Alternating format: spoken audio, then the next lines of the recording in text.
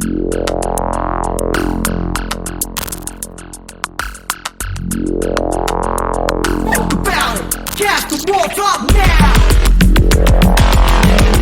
to Molotov Now, a podcast about taking action. In Molotov Now, we analyze and discuss news articles and stories of resistance from around the globe and connect them to our struggles here at home in Aberdeen, Washington. In the spirit of building solidarity between the rural and the urban, we hope to inspire direct action in the face of oppression and to light a fire to find each other in the darkness.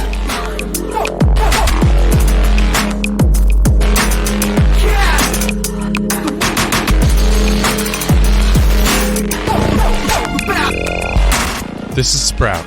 And this is Charyan, and we are the hosts of Molotov Now. Thank you for joining us on this episode of the podcast. In this episode, we will finish off our 3-episode introductory series explaining who we are and where we come from. In our first episode, we discussed where we are today in Aberdeen, Washington, with Terry Emmerich stepping in to fulfill our local elite's vision of a gentrified artistic college town.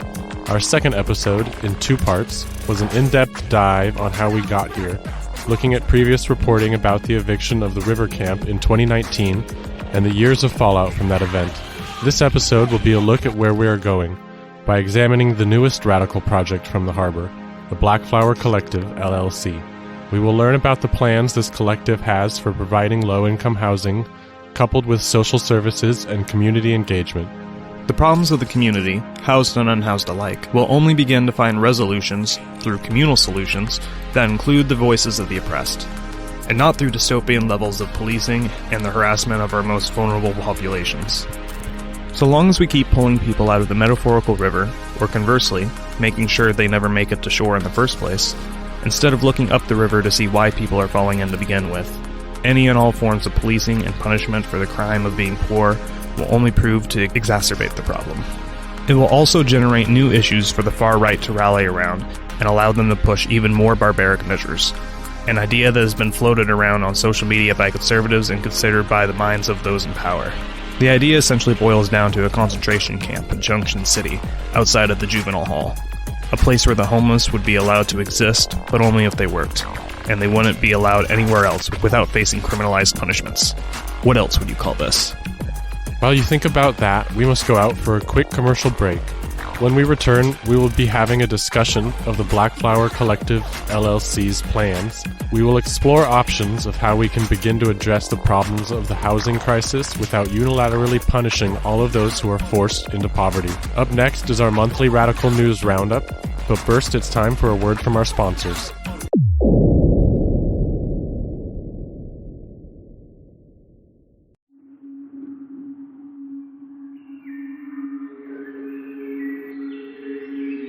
Are you ready for a new world? Introducing Blackflower Permaculture. It's time to revolutionize the way we relate to our food. If you want to grow more food closer to home, reduce your carbon footprint, or just beautify your property, we are the design collective for you. Don't wait any longer to get a jump on your food security and contribute to a better world.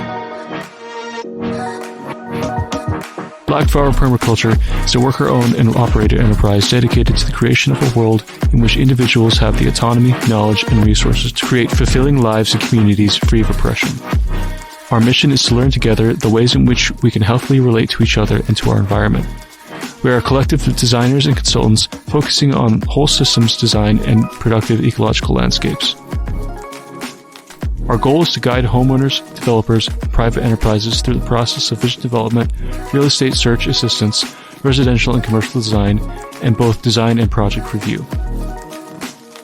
Blackflower Permaculture delivers comprehensive plans which address the unique aspects of any project. We present food, energy, water, waste, and building systems in illustrated site plans which are as accessible as they are beautiful.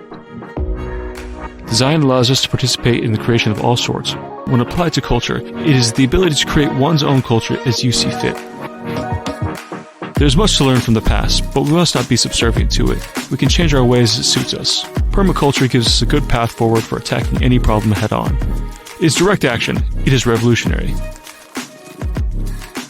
By designing a permanent culture built on these ideals, we can promise a future to the next 7 generations and begin to heal the wounds caused by such poorly designed systems as we have today. For this reason and more, we feel it is necessary to promote this distinct theory as a guide for those wanting to practice and learn design concepts that we can use to liberate our planet, redesign our world, and create a new world in the shell of the old.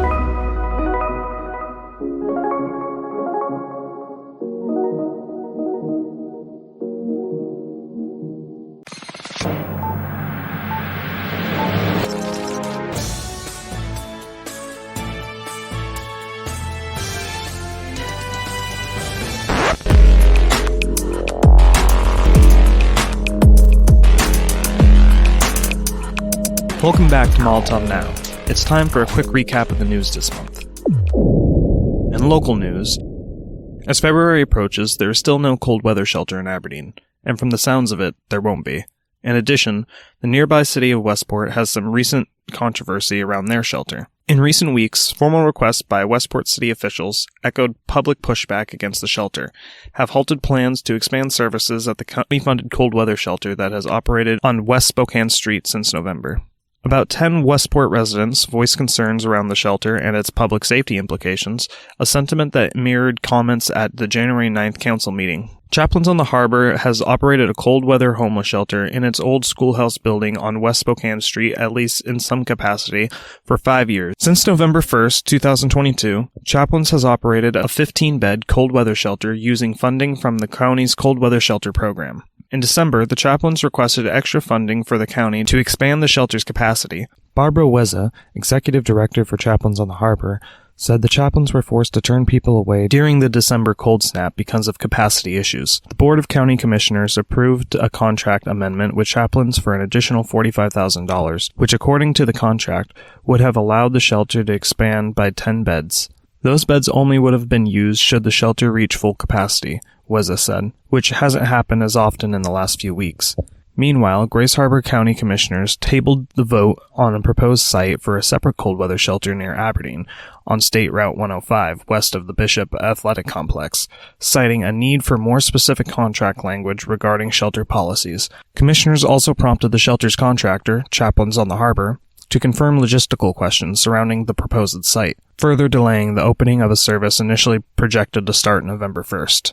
The holdups at both of the shelters has resulted in what Barbara Weza called a holding pattern, with no administrative action being taken. The Chaplains on the Harbor initially proposed a 35-bed shelter a few blocks from the Aberdeen downtown core in October, but the location was an issue with the city. The city of Aberdeen voted to reject proposals for cold weather shelters within the city limits. The board later named Chaplains an apparently successful bidder for the shelter, but asked for certain contingencies to be provided with the contract, including location and policy. After a period of searching, the chaplains identified the current proposed site, which is a 3-bedroom house at 267 State Route 105, owned by Terry Emmert. Weza said the site, which is outside the city limits, received verbal approval from Mayor Pete Shave and could potentially host 20 to 25 people. Weza said chaplains had been hiring and planning for the shelter and has lined up inspections with the fire marshal, code enforcement, legal and public works departments while waiting for the site to be approved by the county. But before they could approve the site, commissioners said contract details, behavioral policies, specifically such as a check-in, stay-in, and good neighbor policies that were included in the chaplain's initial contract were missing from the most recent version.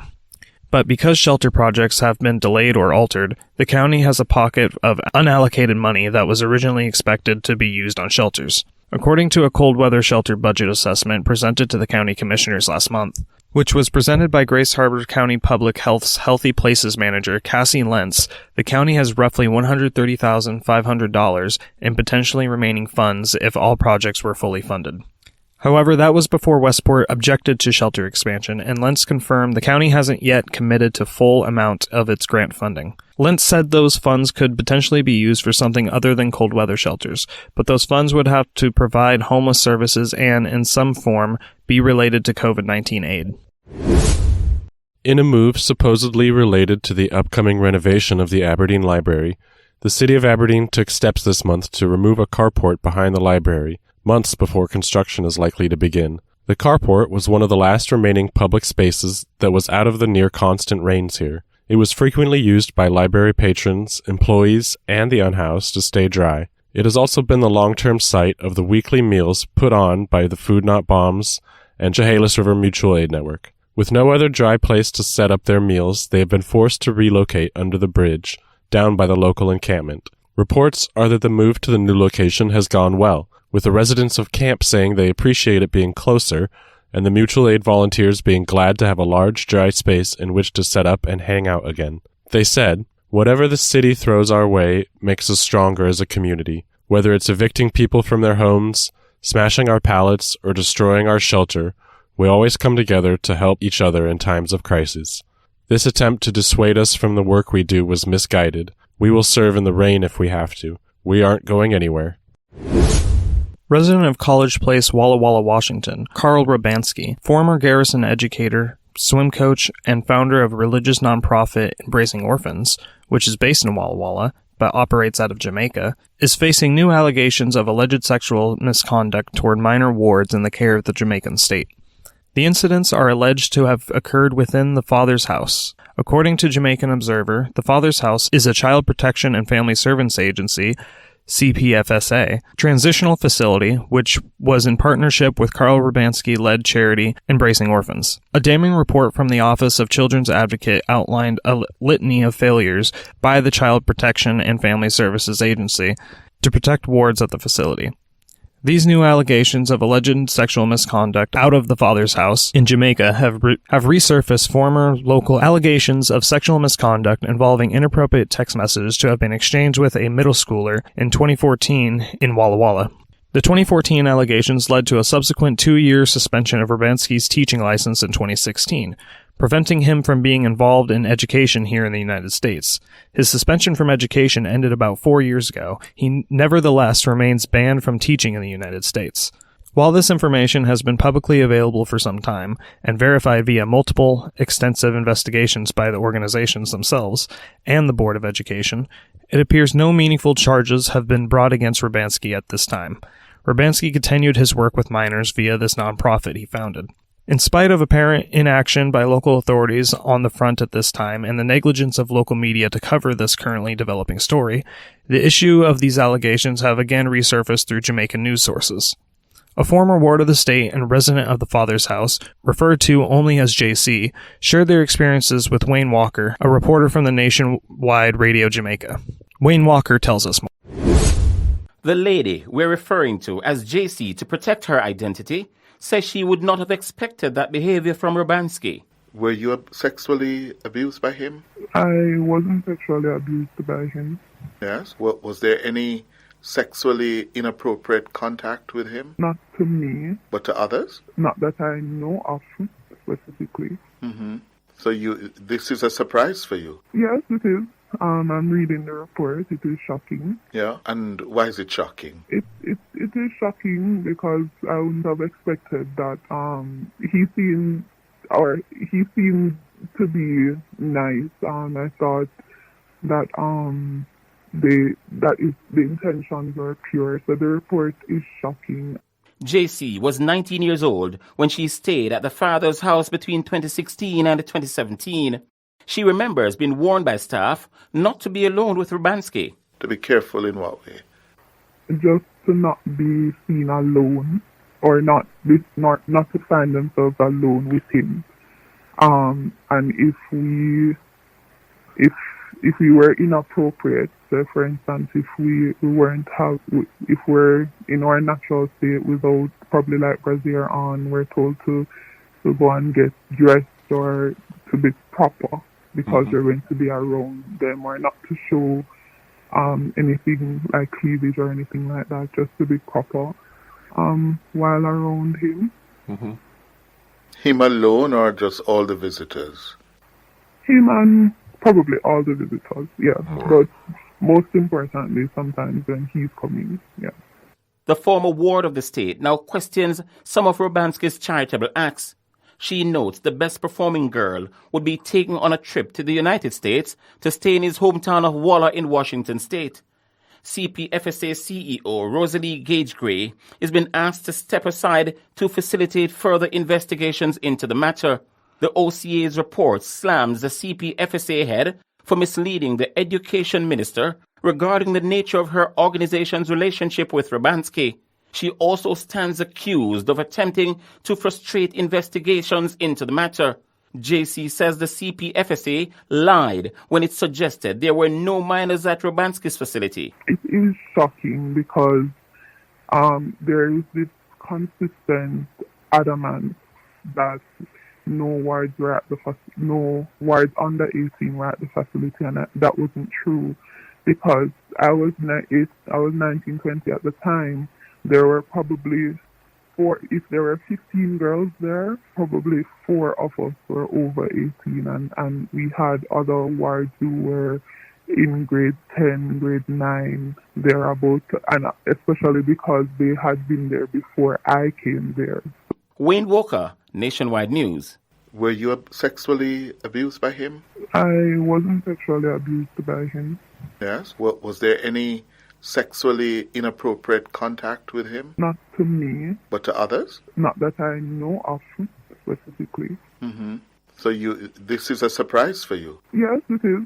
I'm reading the report. It is shocking. Yeah, and why is it shocking? It is shocking because I wouldn't have expected that. He seemed to be nice. I thought that the intentions were pure. So the report is shocking. To be careful in what way? Just to not be seen alone, or not to find themselves alone with him. And if we were inappropriate, so for instance, if if we're in our natural state without probably like brassiere on, we're told to go and get dressed or to be proper because we're going to be around them, or not to show anything like cleavage or anything like that, just to be proper while around him. Mm-hmm. Him alone or just all the visitors? Him and probably all the visitors, yeah. But most importantly, sometimes when he's coming, yeah. It is shocking because there is this consistent adamance that no wards under 18 were at the facility, and that wasn't true because I was 19, 20 at the time. There were probably if there were 15 girls there, probably 4 of us were over 18, and we had other wards who were in grade 10, grade 9, thereabout, and especially because they had been there before I came there. The text of the OCA investigation is linked in the show notes. It should be noted that Embracing Orphans' social media presence has since been expunged in the light of these new allegations coming out of Jamaica. Rubanski has also deleted his own social media profiles. For more details regarding the new allegations from minors out of Jamaica, follow the YouTube link to news reports on the allegations in the show notes. Please be advised, the video contains graphic descriptions of the abuse in question. In Episode 2, Part 1, we mentioned we would be doing a follow-up with Katie Hussey, a resident of Dayton, Washington, who has been the target of an illegal harassment campaign by the police that has costed her both her job and housing. Due to the severity of the situation, we were not able to reach out for comment at this time. To support Katie in this hard time, please send any donations to Venmo at Katie Hussey, that's KatyHussey, or Cash App Katie Hussey to either help prevent their eviction or support them should things turn worse. Thank you. In Tacoma, Washington, a tenants' rights action conference was called for on Saturday, February 11th from 12 o'clock noon to 4:30 p.m. at Common Good, 621 Tacoma Avenue in Tacoma, Washington. In a statement released by the organizers, we are asking community leaders and organizations to endorse the Tenants' Rights Action Conference by emailing tacomaforall@gmail.com. That's Tacoma, the number 4, all@gmail.com. Over a dozen labor and community organizations have already endorsed. For personal endorsements, please list your name and any relevant roles, titles, or affiliations. If needed, we'll make clear you are endorsing in your personal capacity only. We hope to announce an initial list of endorsers by mid-January. Tacoma urgently needs a comprehensive tenant bill of rights. Landlords in Tacoma and Pierce County evict tenants at a 56% higher rate than the rest of the state, with 90% of evictions due to inability to pay rent. A majority of Tacoma tenants are rent-burdened, paying more than a third of their income on housing. Studies show exceeding this threshold leads to spikes in rates of homelessness. With housing costs rising far faster than wages, rates of displacement continue to grow. Tacoma has an acute housing shortage, estimated at 20,000 homes and growing, giving landlords even more leverage to hike rents up higher, evict tenants, and ignore code violations. Landlord profiteering hit communities of color hardest everywhere, but the racial disparities in Tacoma are especially acute. Rates of home ownership for black families are 27% lower in Tacoma than the national average. Evictions and rent hikes destabilize our communities and schools, increasing inequities. 3 out of 4 renters who move do so following rent hikes. Students forced to move to schools after 8th grade are twice as likely to drop out. Robust tenant protections and rent stabilization are proven to reduce inequalities and increase stability, improving outcomes in education, health, employment, and incarceration rates. Yet tenant protections in Tacoma remain extremely limited, even as a wave of tenant rights laws were passed in cities across our state and nationally. It is past time that Tacomans get the same legal protections enjoyed by hundreds of thousands of renters across Washington. That's why we are organizing the Tenants' Rights Action Conference. We aim to bring a broad grassroots coalition together to discuss and democratically decide on a strategy to win a robust package of tenant protections. Home in Tacoma for All is preparing for both a possible tenants' rights ballot initiative in 2023, as well as opportunities to push our city council to pass tenant protections. Whatever strategy we choose, we know that we will need a broad coalition to win against landlord and business opposition. When we launched Home in Tacoma for All last April, we brought together over 120 community leaders, housing justice activists, labor organizers, and those most impacted by housing injustice for a powerful multiracial rally. In the lead up to the Action Conference, we aim to grow that coalition further and to emerge with an agreed strategy to organize thousands of Tacomans to take action.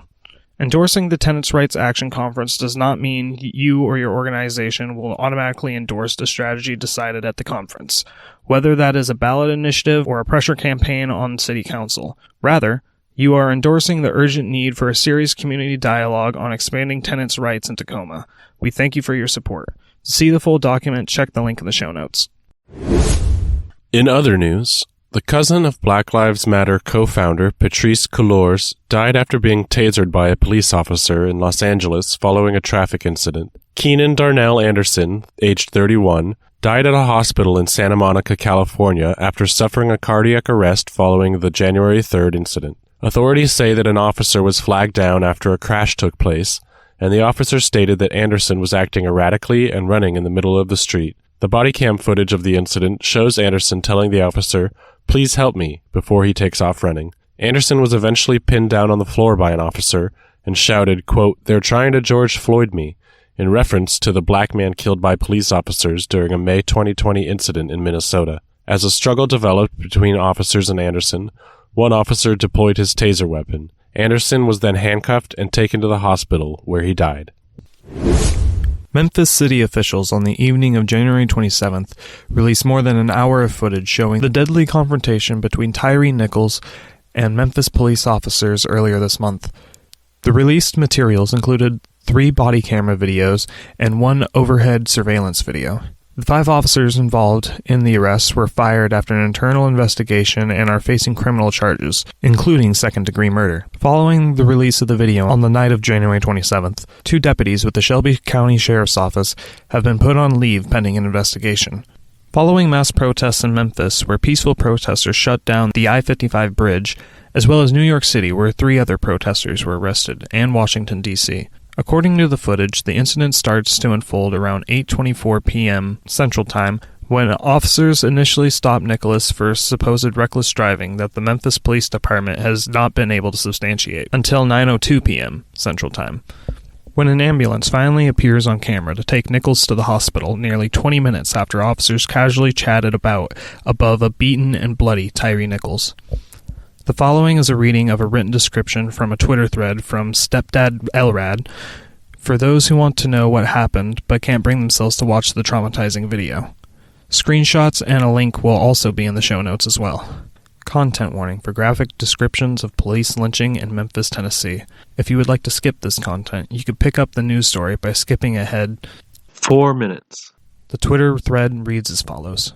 The following is a description of the Tyre Nichols murder. I'm writing as I watch. It will be brutal and disturbing. This thread is for people who would like to know what's happened but do not want to watch the video. From the beginning of the traffic stop, police are coming in hot. They curse at him, yell instructions. There's very little time for Tyre Nichols to comply. He communicates with the officers clearly and politely and acquiesces.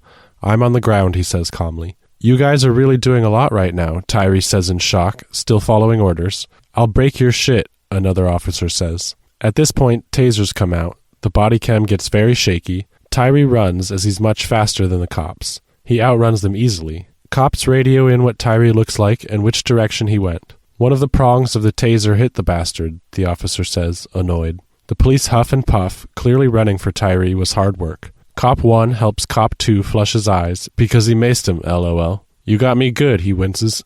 Beating people for no reason is so hard. Cop 1 continues to pant like he just ran a marathon. Another police car checks in and speeds in the direction Tyre Nichols ran. Then another. We have a lot of cops coming for a supposed reckless driver. I say supposed because even their police department can't back up why they even pulled Tyre over. Cop 2 finally stops bemoaning his macing from Cop 1 and leaves the scene to pursue Tyre. The second video begins, and it's supposed to be the most violent and disturbing video. I'm going to content warning the rest of the thread again. Police murder, brutality, violence, blood, and gore. The second video begins with police closing in on Tyre Nichols, who has outrun them until this point. 5 cops are at the scene at this point. They start macing everywhere, dousing themselves in the process. The cop filming is sprayed to hell, and he walks away. We can't see. Cop 3 bitches and complains about the mace he soaked Tyre in. When he recovers, he rages and screams, I'm gonna baton the fuck out of you. He beats Tyre with the telescope baton, then walks away and struggles to slap it back in. Not exactly a rocket scientist. On to video 3. The view is from an officer that was on top of Tyre. The view becomes largely obscured by mace. We can really appreciate how much they used. Tyre writhes in pain and screams for his mom. We hear them continue to scream, give me your hands. But in the other camera view, we saw Tyre totally helpless on the ground. His hands were completely available, no threat. There was never a weapon, of course. Tyre moans in pain. Get him up, someone commands. Cop 3 insists. He's on something. He's cutting through traffic. The fourth and final video is a mounted security camera on a pole, so we see everything from a bird's eye view. All to Tyre's head and face. 5 punches, 4 football kicks, 3 baton strikes. They hold him down and his feet kick. He's suffocating. An officer holds his feet down. Tyre's body is left on the pavement, and the police begin tending to their own affairs. They flush their eyes, put away their gear. One of the cops kicked Tyre so hard he's got a limp. Much like the murder of Robert Delgado last year in Lentz, they stand around and shoot the shit. CNN is appalled the police are just standing around and doing nothing, and no one said anything. Yes, CNN. This is why we say ACAB. Police prop Tyre against one of the cruisers, and he keeps slumping over. They roughly yank him up, and down he goes again. He's in and out of consciousness. Tyre is currently on the ground twitching. Memphis PD doesn't look twice. There are no EMTs. They just chat. It feels like eons. We just watch Tyre suffer and his brain fill with blood. He doesn't get medical attention for about 30 minutes, according to CNN. EMS was there. They just didn't do anything. I wonder if any of those EMTs will be charged. So negligent. That's the end. This is how Tyre Nichols was murdered by Memphis PD. Lynched, really. It's cruelty. It's about power. It's about mob mentality. It's shit that happens every day. Burn it to the ground. We cannot let this event become just another victim of the state and fade into obscurity, leaving only the family, friends, and their 4-year-old son to carry the burden of the brutality of state violence. So long as we continue to live in a society based on hierarchical domination, then these extrajudicial murders will not stop and continue to get more frequent and more brutal as time goes on. 2022 already was revealed a horrifying peak in record numbers of actually reported police brutality, with the evidence to show that those numbers will continue to rise. They want this story to fade from public memory and are preparing to shut down dissent should protests go outside the control channels set by the state. Before they could even release the video, the Department of Homeland Security said in a statement on the 27th, before the video was released, that it is coordinating with partners across the United States ahead of the expected release of the video and the death of Tyre Nichols later that day. The agency will continue working with our partners across every level of government and impacted communities to share timely information and to support efforts to keep our communities safe, it said. Police departments in Los Angeles, Minneapolis, Nashville, Milwaukee, Seattle, Denver, Dallas, New York, Baltimore, Philadelphia, Pittsburgh, Cleveland, Louisville, Indianapolis, and Atlanta told CNN they are either monitoring the events in Memphis closely or already have plans in place in case of large-scale protests or unrest. The state is ready and able to mobilize law enforcement from a wide area and even call on the help of the feds to crush any rebellion not strong enough to withstand it. We need spaces in which to learn how we might curtail and resist these efforts. We need to gather to consider and reflect and ruminate on our goals and our needs and our strategy in order to achieve them. The police can repress one uprising, even if it's large. What they are not prepared for is many small uprisings all over the place. It is no longer enough to travel to major urban centers for mass demonstrations. We need to be taking the lessons learned and applying it back home in our small towns and outlying cities. Radicals everywhere should aim to inspire these sorts of actions where they are. We need to be ready for the next wave of mass uprising and be able to transform people's righteous rage into productive forces for overturning the tables on our rulers and securing a good living for everyone. If you are a content creator, if you host content on any kind of platform, this is going to be one of those things we have to commit our platforms to because of how much the police are trying to control the narrative and unrest. The order of the day is going to be to keep the status quo intact and to get the public to move on as quickly as possible. We cannot contribute to that initiative. We have to start calling for, encouraging, and boosting signals for local protests. Remember not to share the video directly. Certainly nothing that will autoplay, but we need to shift our content to focus on police brutality again, particularly Tyre Nichols. Tyre Nichols, another life cut way too short at the age of 29 at the hands of the state. He had just started a job at FedEx, working alongside his stepfather, Rodney Wells. He was very, very beloved at my job. Everybody's calling me with blessings, prayers, and showing sympathy for what happened, Rodney Wells said. He only worked at FedEx for maybe 9 months, but you should see the outpouring of love and support, Rovon Wells said. The Wellses said that Nichols was passionate about skateboarding and photography, hobbies he engaged in during his downtime on weekends. Photography helps me look at the world in a more creative way, Nichols stated on his photography page. It expresses me in ways I cannot write down for people. It's just so hard to even fathom all of this because it's not real to me right now. I don't know anything right now, Rovon Wells said. All I know is my son Tyre is not here with me anymore, she added. I know everybody says they have a good son or that everybody's son is good, but my son, he actually was a good boy, she said. Amid the investigation, Rovon Wells said she just wants people to remember that her son was a beautiful soul. We will get justice for Tyre, if that's the last breath I take, she said. We must make sure that they get justice and dismantle this oppressive capital system. All power to the people. Abolish the police. This marks yet another casualty of the white supremacist state. A new data analysis by Mapping Police Violence reveals that at least 1,176 people, or about 100 people a month last year alone, were killed by U.S. law enforcement, making it the deadliest for police violence since 2013 when experts first started tracking the killings nationwide.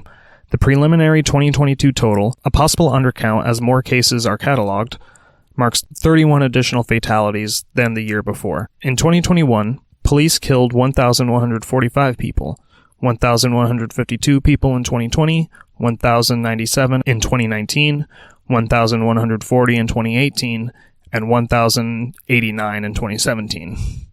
The earliest data goes back to 2013, when journalists and racial justice advocates began counting these fatal incidents on a national basis. A database run by the Washington Post, which tracks fatal shootings by police, also shows 2022 as a year with record killings. Police and correctional officers were also involved in the horrifying death of Larry Eugene Price, Jr., after arresting him for mental health issues and allowing him to starve to death while in custody awaiting trial, according to information pulled from a report made by Newsweek.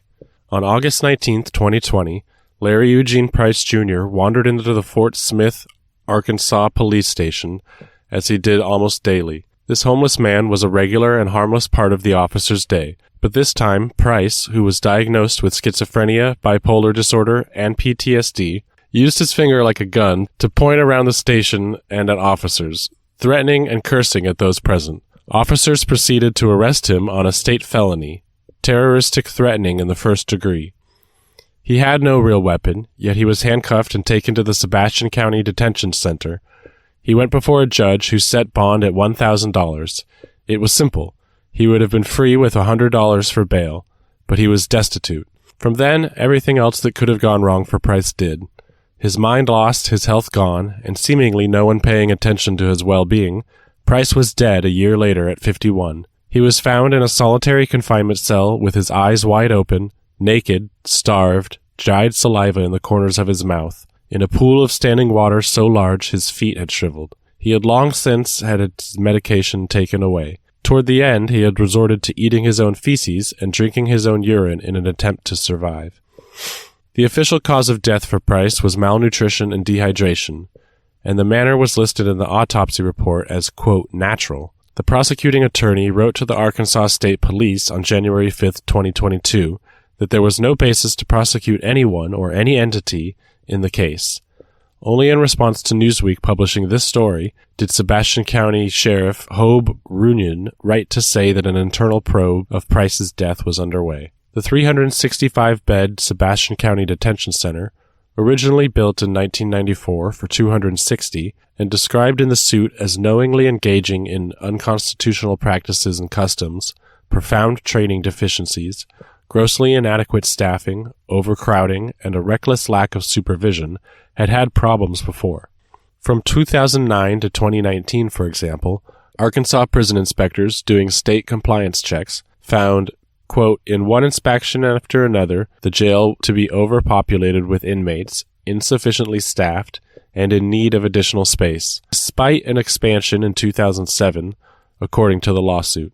The same worries were found in audits done in 2020 and 2021, the year Price died. The result, according to the filing, was that the jail was unable to handle inmate emergencies, as well as the mental illness cases such as Price, who had his antipsychotic and mental stabilizing medications, namely Abilify, according to medical records, taken away without explanation months before he died. Newsweek found there had also been prior deaths in the facility, including the 2017 death of an autistic inmate and of Lewis Shores, a teen who had been accused of using a hammer to kill an elderly couple and fatally stabbing his mother. He died after suffocating in a plastic bag. The sheriff's office, which runs the jail, did not comment on the historic allegations.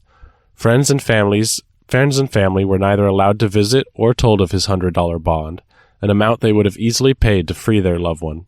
Specifically, the suit claims Price died not only because of their deliberate indifference and neglect, but also because of systemic deficiencies in the Sebastian County Jail's policies and practices, which put severely mentally ill people at significant risk of serious harm or death.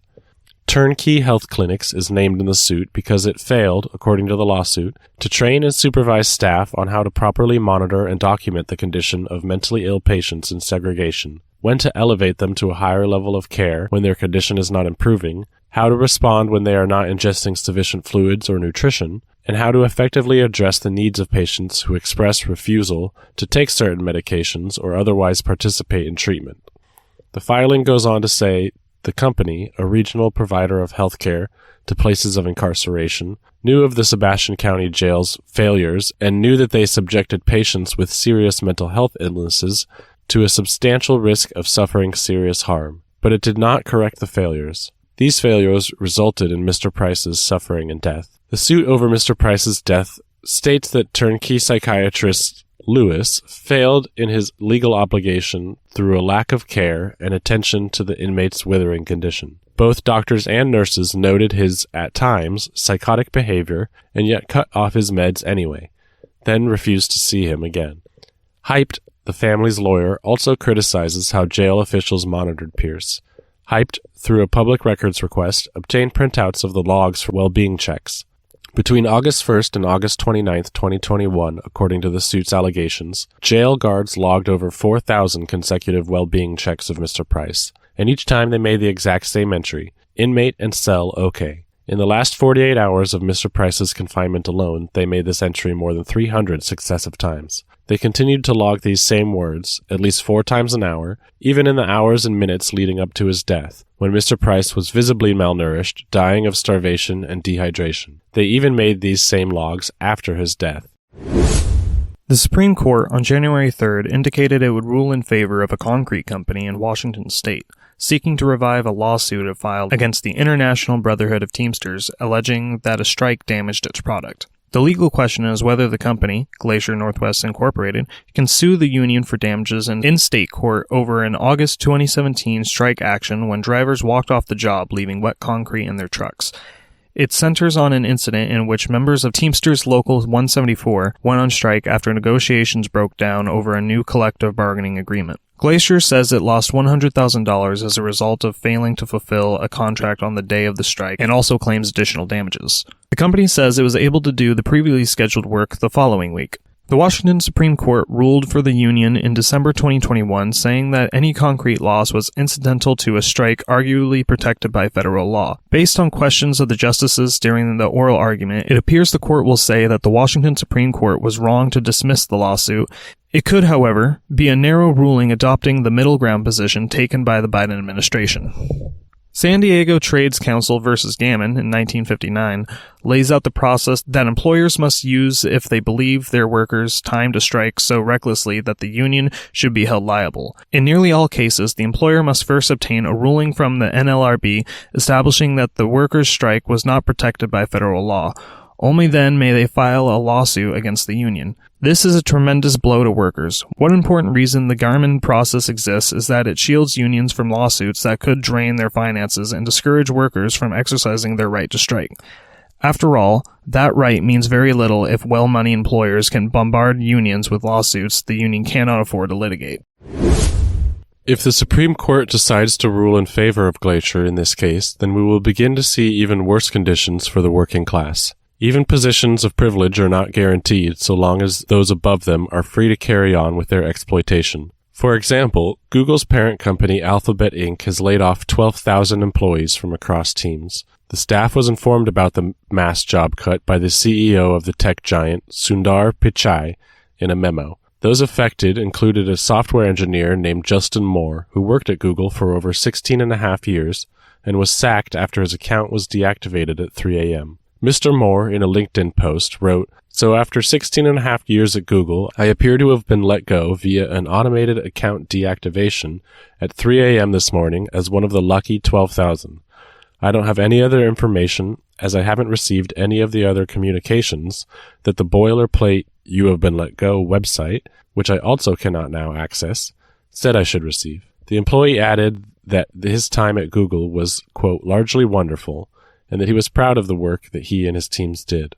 This also just drives home that your work is not your life, and your employers, especially big, faceless ones like Google, see you as 100% disposable.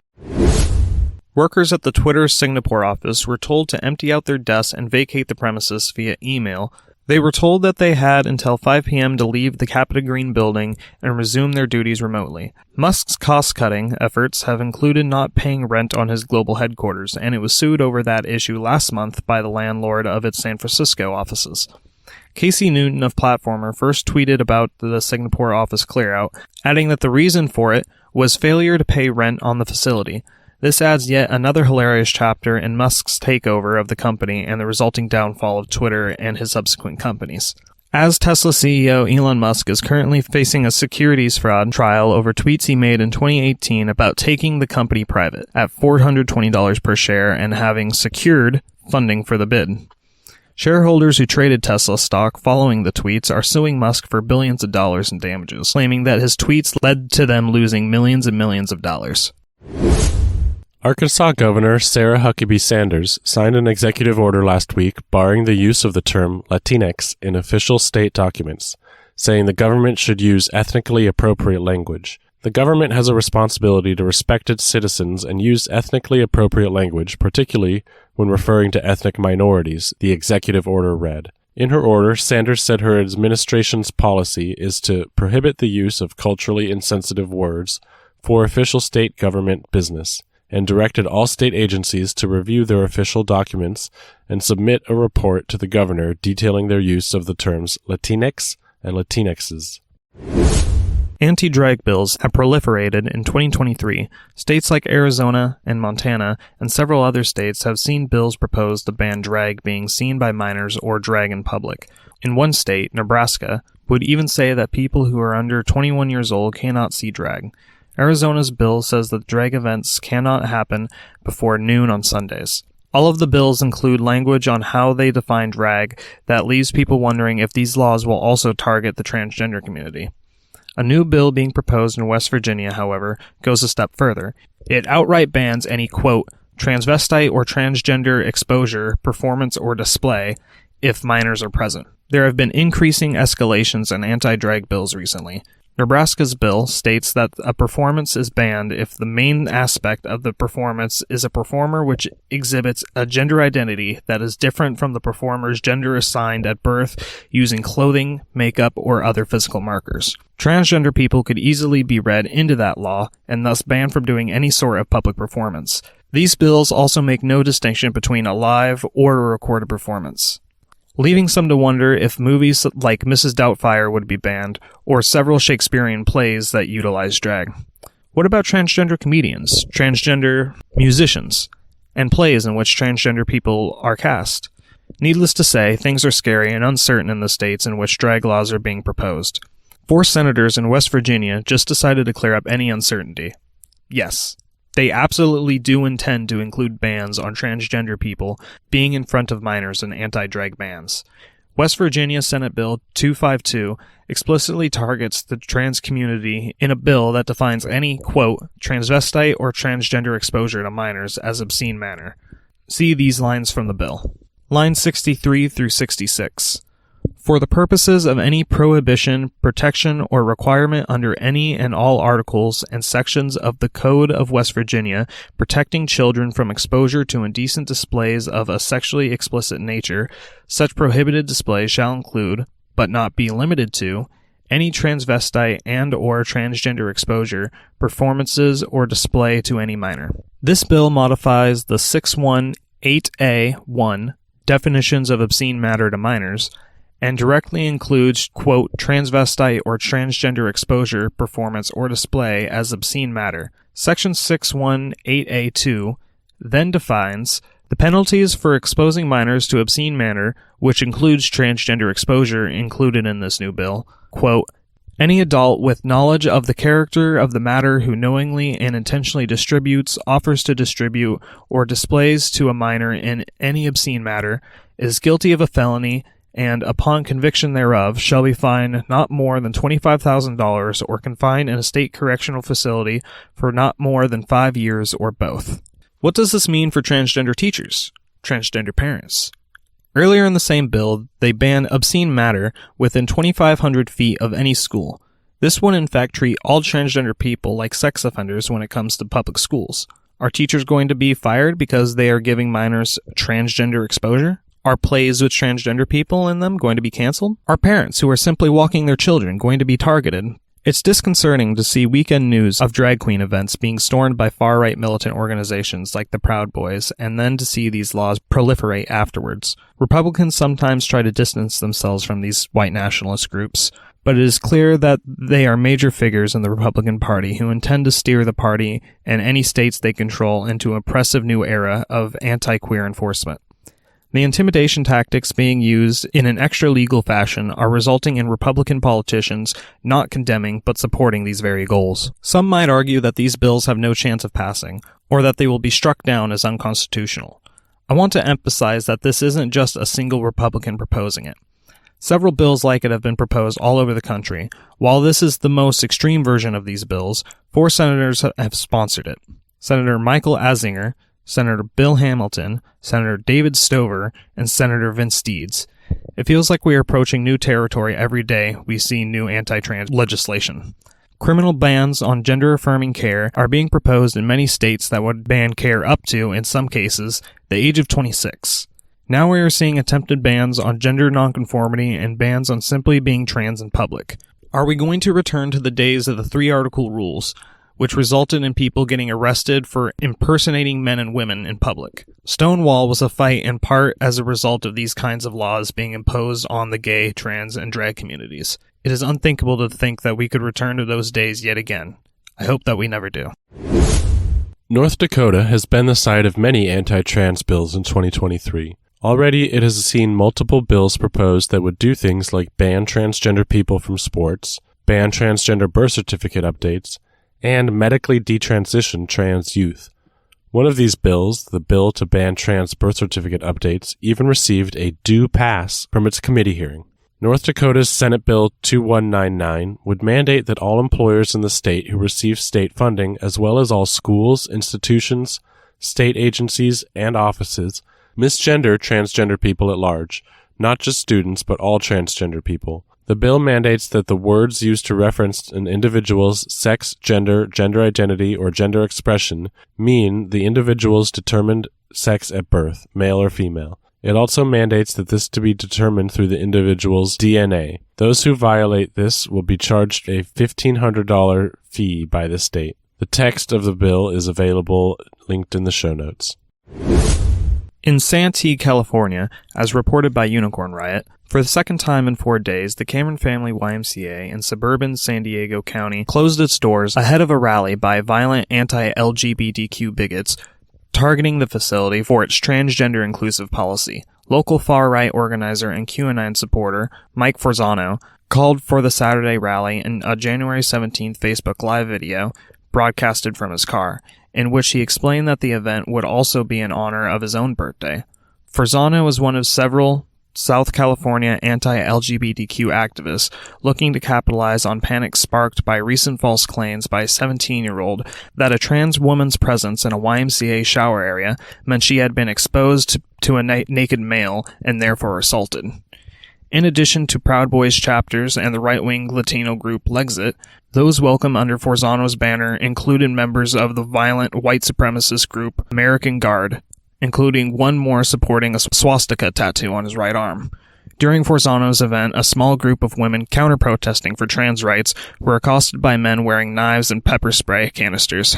One anti-trans rally attendee said he wanted to, quote, string them up and fucking hang them. One masked anti-trans protester believed to be an unattended child repeatedly aimed an air rifle or possibly a paintball gun towards reporters filming the event. Lexit activist Sylvia Araujo was seen on video briefly assaulting photojournalist Kelly Stewart while she was documenting that the far-right activists had covered over their vehicle's license plates with tape. Local media reported that Samuel Duth, a pastor of the ardently right-wing Awakened Church in San Diego, spoke at Saturday's event. In March 2022, the church hosted the Reawaken America tour with Eric Trump, Roger Stone, and former General Michael Flynn in a ceremony laden with QAnon imagery that aimed at sanctifying the far-right January 6, 2021 attack on the U.S. Capitol. Unicorn Riot also reported on Flynn's organizing, which led to the Capitol attack. More mainstream religious leaders said that the tour promoted a Christian nationalist ideology that weds discrimination and militarism with a warped view of the Christian faith.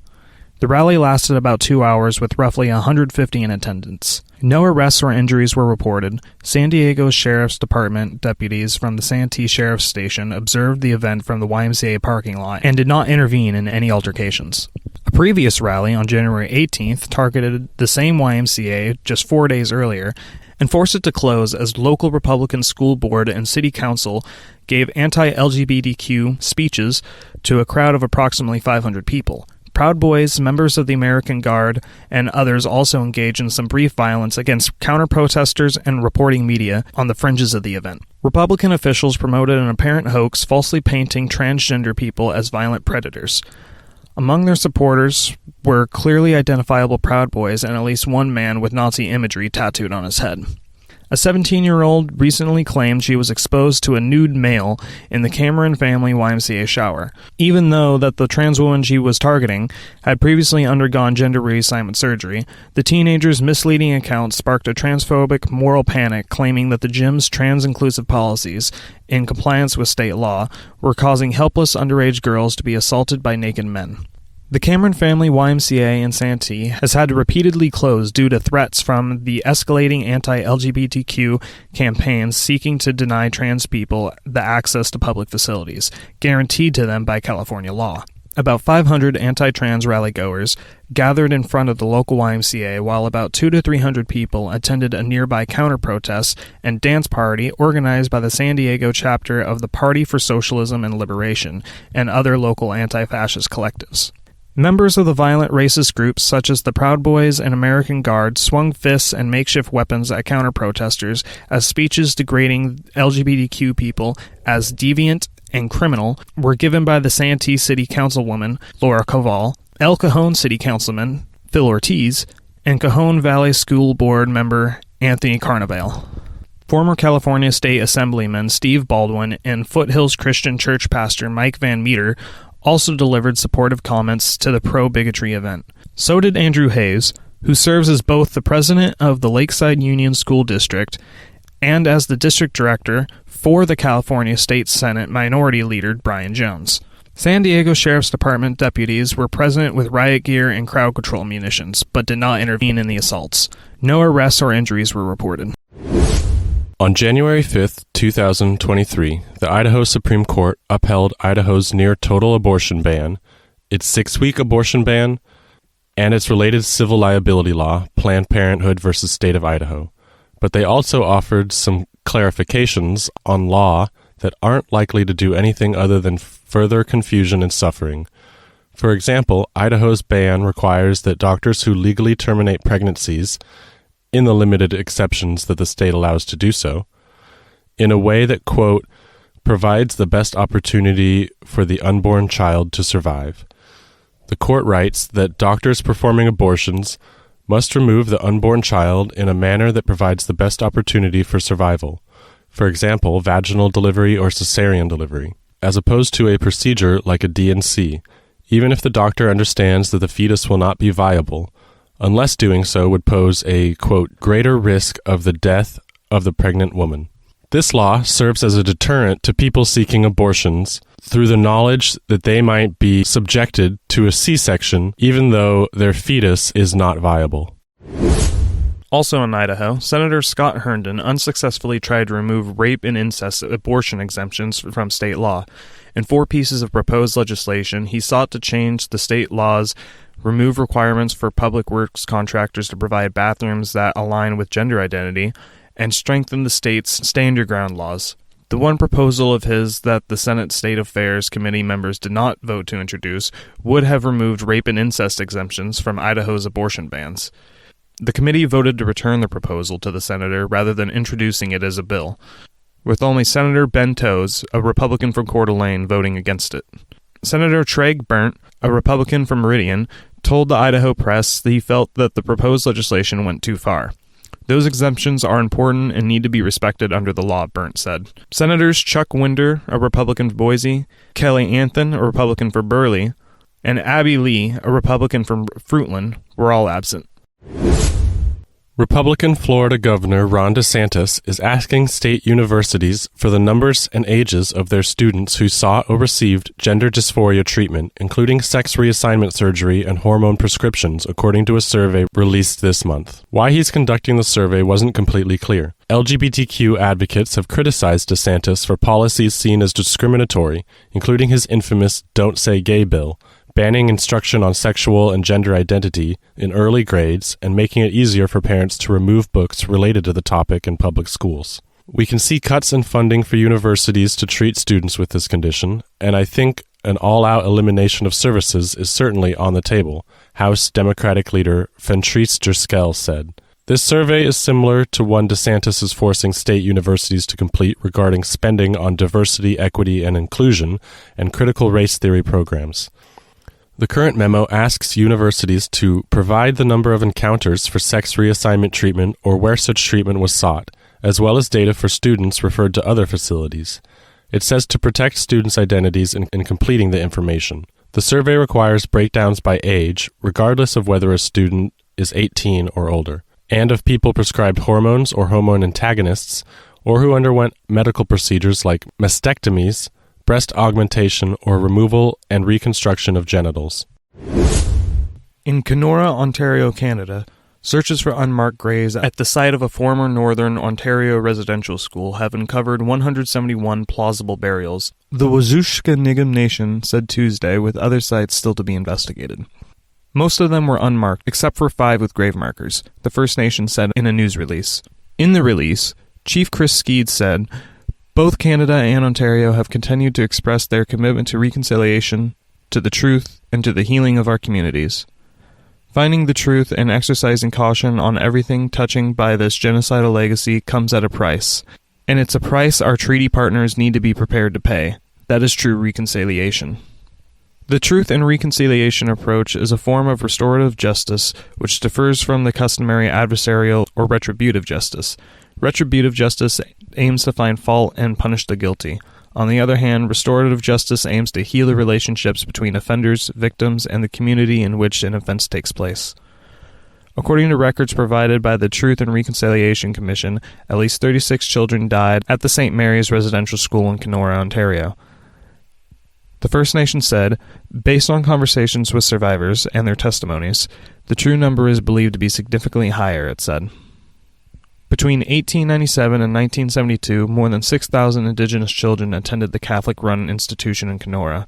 The plausible burials were found during studies conducted by the First Nations Technical, Archaeological, and Ground-Penetrating Radar team, and informed by testimony from survivors. The studies were first launched in May as part of a multi-year project intended to locate unmarked graves. The Wajooshka-Nigam Nation is now seeking resources to get greater certainty on the number of plausible graves in the cemetery grounds linked to the former schools and to conduct investigations into the sites near it.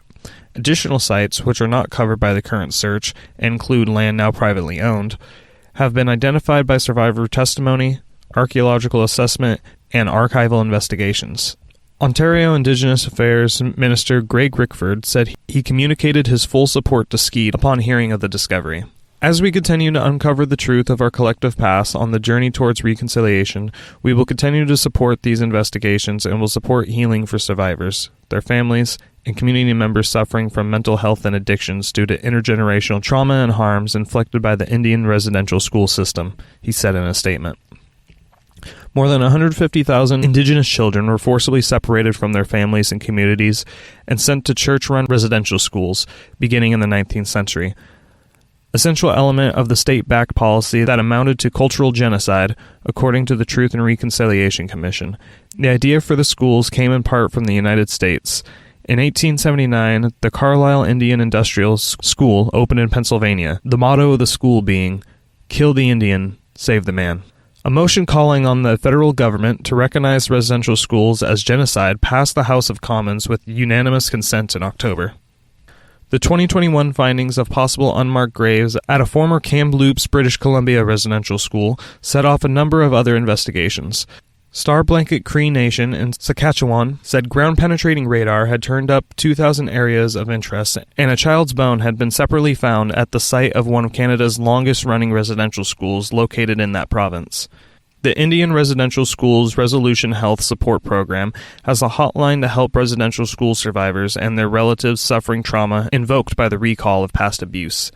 The number is 1-866-925-4419. Although survivors of this deeply unsettling history report varied experiences, the shared attitude toward the residential schools is one of mostly unanimous disgust and bone-chilling fear. Children lived in a daily nightmare. Staff and teachers physically and psychologically and sexually abused them. In addition to being neglected and starved, children were brutally disciplined if they were caught speaking their native language. Their clothing and belongings were removed and swapped for ordinary Western clothes, and their hair, which was a symbol of pride and one's connection to the earth for many Indigenous cultures, was cut off. Everything about this new environment was meant to teach children that they were inferior. Some developed a deep loathing for their indigenousness. Others became even more determined to trace back their roots. But for many, the cultural dissonance this era created has continued to impact Indigenous people today via intergenerational trauma. Residential school survivor testimony has long been filled with stories of students digging graves for their classmates, of unmarked burials on school grounds, and of children who disappeared in suspicious circumstances. Many of these stories were heard by the Truth and Reconciliation Commission of Canada, which was formed in 2008 and collected testimonies from over 6,750 survivors. The TRC's 2015 final report made it quite clear that further recoveries of unmarked graves at the schools were inevitable. What is intergenerational trauma?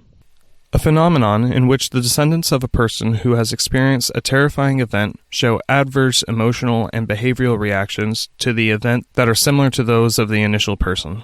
These reactions vary by generation, but often include shame, increased anxiety and guilt, a heightened sense of vulnerability and helplessness, low self-esteem, depression, suicidality, substance abuse, dissociation, hypervigilance, intrusive thoughts, difficulty with relationships and attachment to others, difficulty in regulating aggression, and extreme reactivity to stress. Leona Wolf, who comes from the Muscowecan Reserve, was 5 years old when she says she was taken from her home in 1960. School officials and police would often show up unannounced in Indigenous communities and round up children, some as young as 3. Parents could be jailed if they refused to hand their children over. When the kids arrived at their schools, their traditional long hair was shaved off. If they tried to speak their language, they were often punished. This was not a benign accident on the state of our past. This was a deliberate and decisive action chosen by white supremacist states to eradicate the native populations, as they continue to do so today, as tribal lands are put under threat and water and forest defenders, who are extrajudicially murdered by state violence. Israel's new extremist government has been in power for a short time, and here's what they've done already.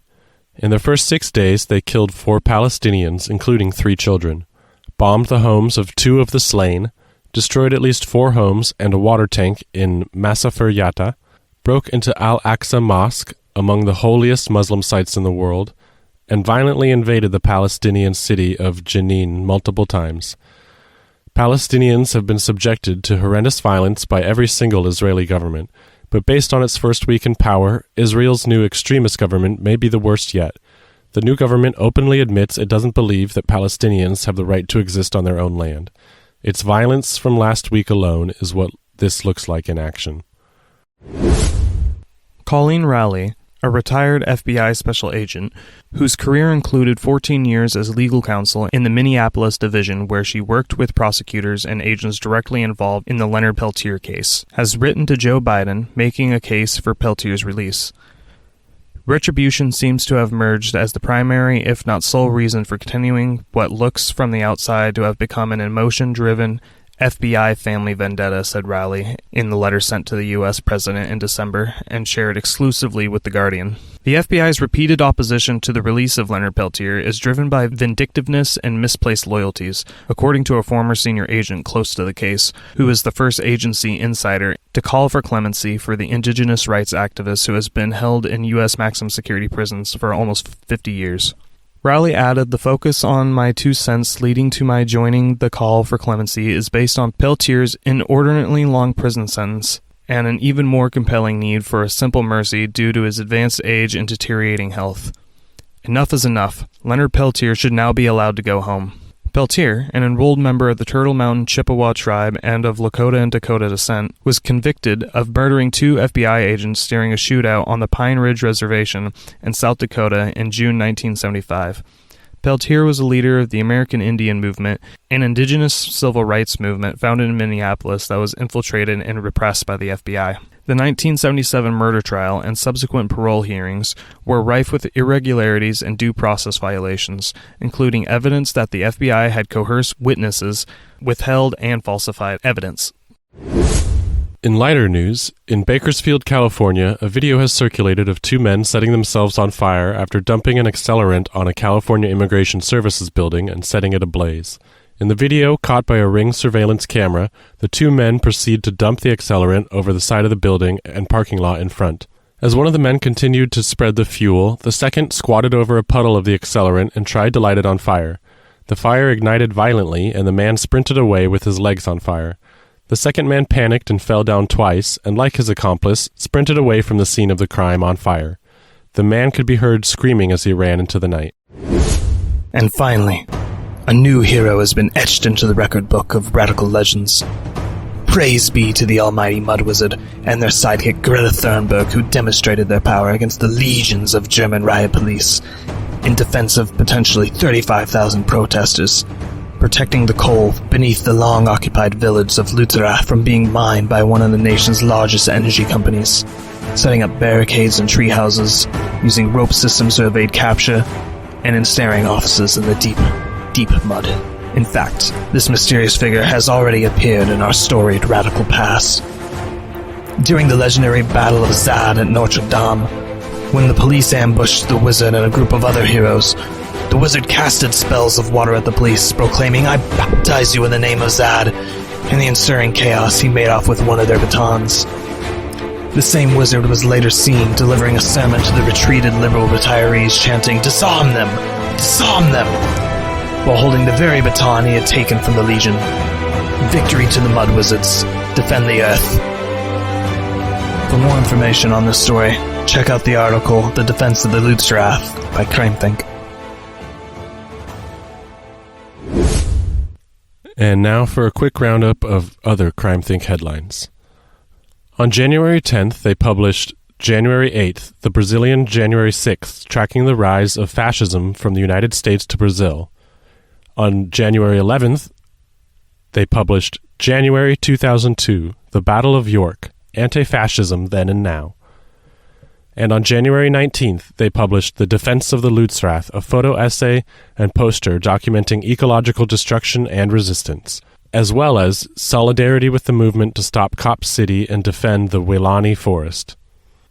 Headlines from It's Going Down include January 6th, Inside the Wood Street Commons Fight Against Displacement. January 9th, mutual aid groups mobilize in the face of Asheville water crisis, from The Final Straw. January 11th, residents in Chicago, Illinois are reclaiming vacant properties. January 13th, opponents of the Cop City project in Atlanta call for a weekend of solidarity. January 16th, Savannah, Georgia residents rally at Brassfield and Gorey site to stop Cop City. January 16th, anti-fascists push back against Proud Boys in Redlands, California. January 18th, police murder Cop City protester in Atlanta Forest. And January 19th, rallies in solidarity with fight to stop Cop City spread after police murder forest defender. We are getting the cue that it's time for a musical break. When we return, we will talk about what we might be able to expect from a project such as the one Blackflower has proposed, and compare it to similar projects across the world, including Cooperation Tulsa in Oklahoma. But for now, here is I Want Something More, performed by Evan Greer. Hit it!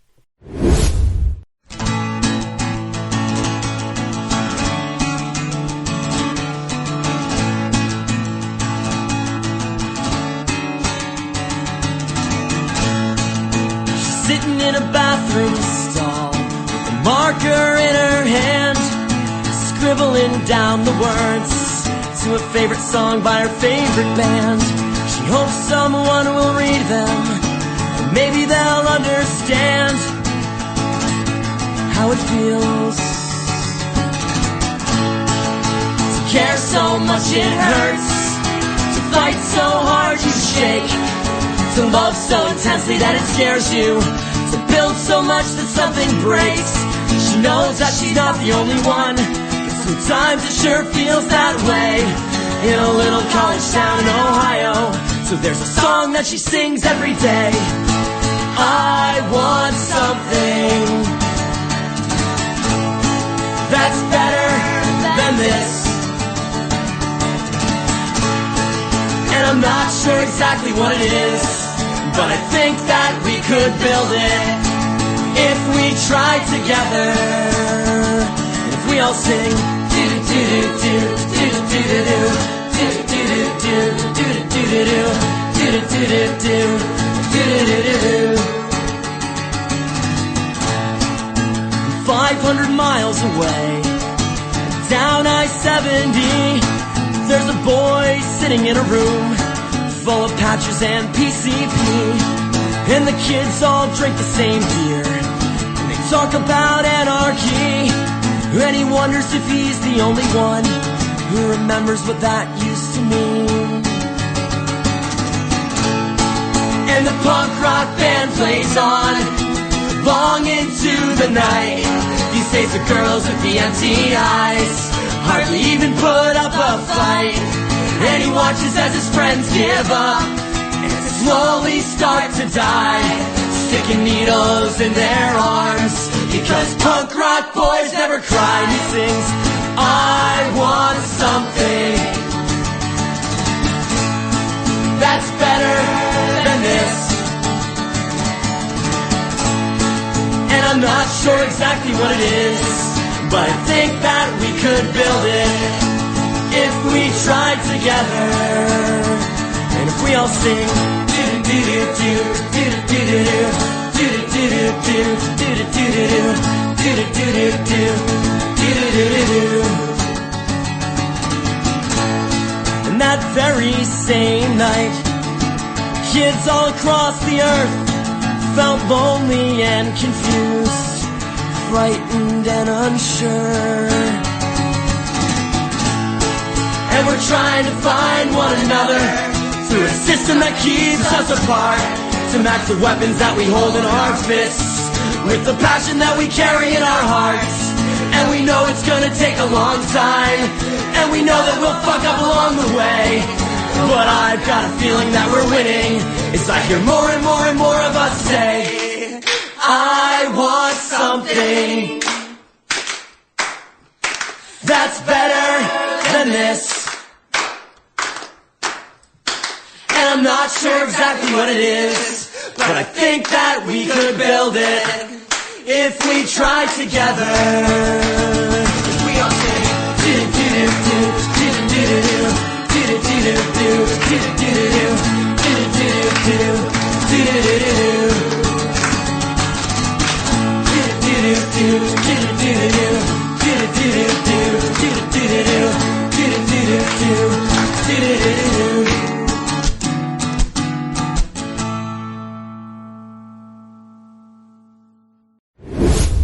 Welcome back to Molotov Now. We will now examine the recent article published by the Harbor Rat Report entitled The Blackflower Collective and the Role of Worker-Owned Cooperatives in Our Future Struggles. When it comes to anarchy, the last thing you probably imagine is a business, and for good reason. For most of us, the only relationship we ever have with a business is as an exploited worker in the employ of someone else who has more authority over your daily activities and makes more money too. But if we want to come together in this current society and make something of note, much less a living, then it needs to be a business, especially if you want to rent or own property. These constraints make it so that a radical has very few options that could sit well with them ethically, while still being able to navigate the world of leases and bank accounts in this late-stage capitalist system.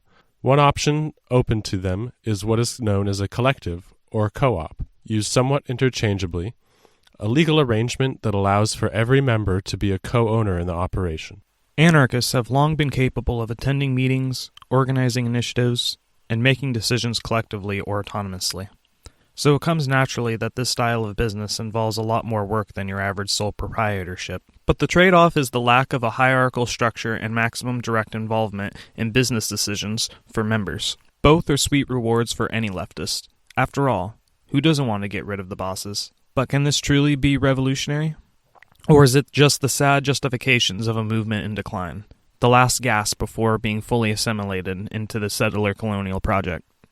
In this article, we will attempt to answer these questions by looking back at the origins of cooperative development and mutual aid in our species, as well as the history of radical spaces being jumping-off points for further social movements and actions.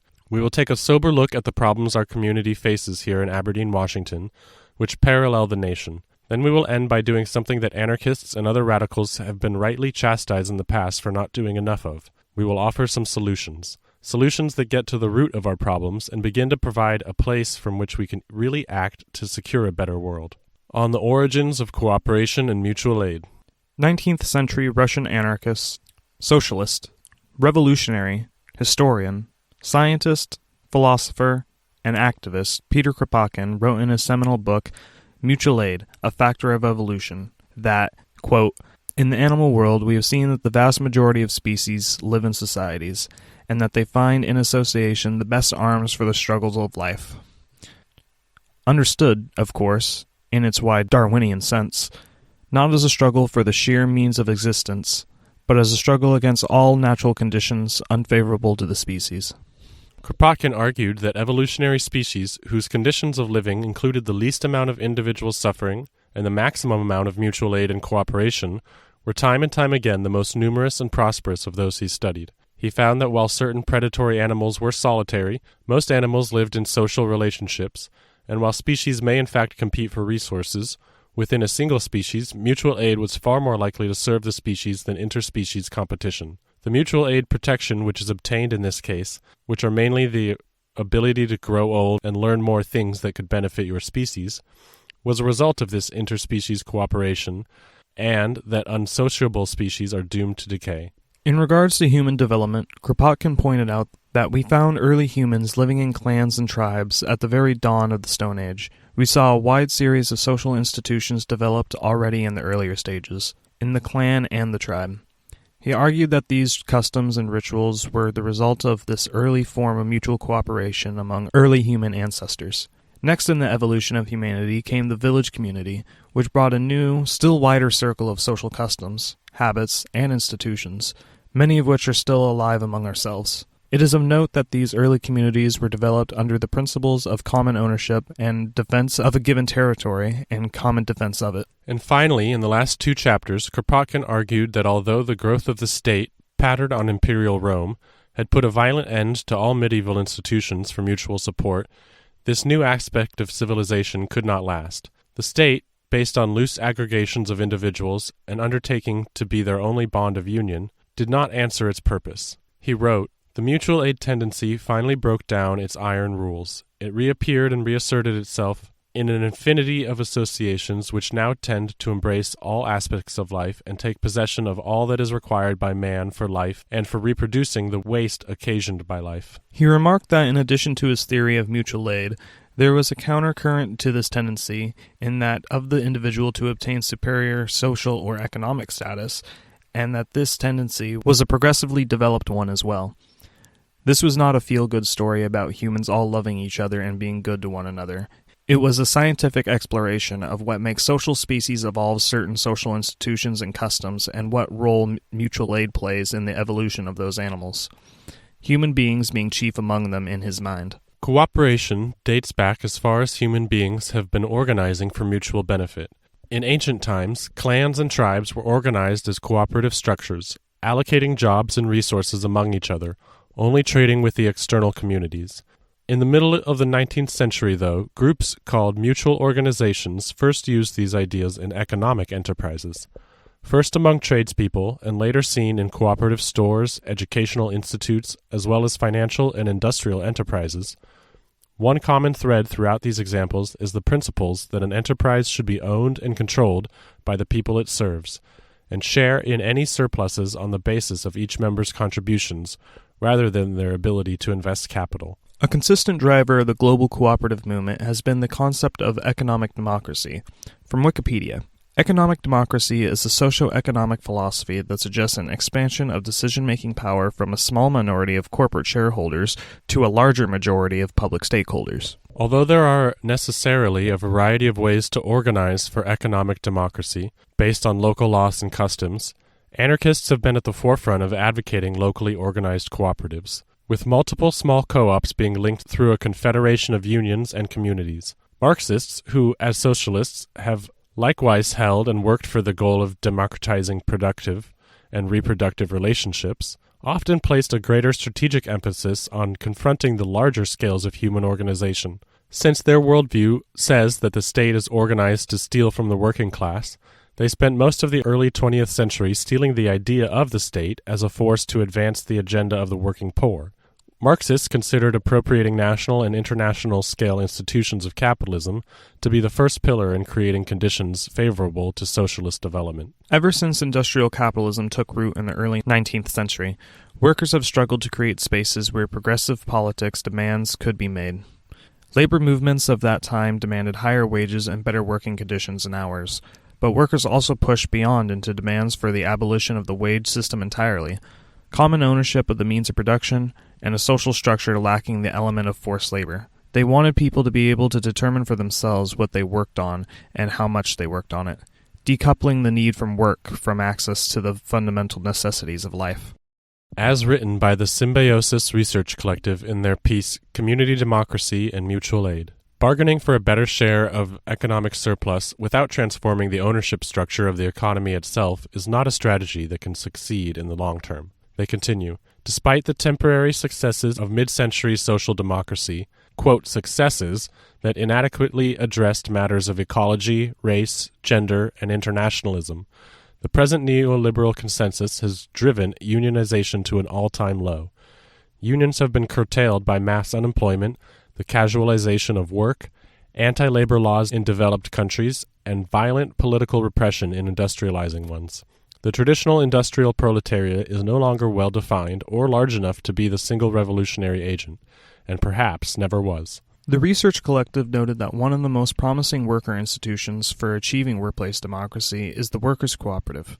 This is doubly productive since it not only secures people's ability to control their workplace, but it also helps to spread socialist ideas into the mainstream, since worker ownership is such a central demand.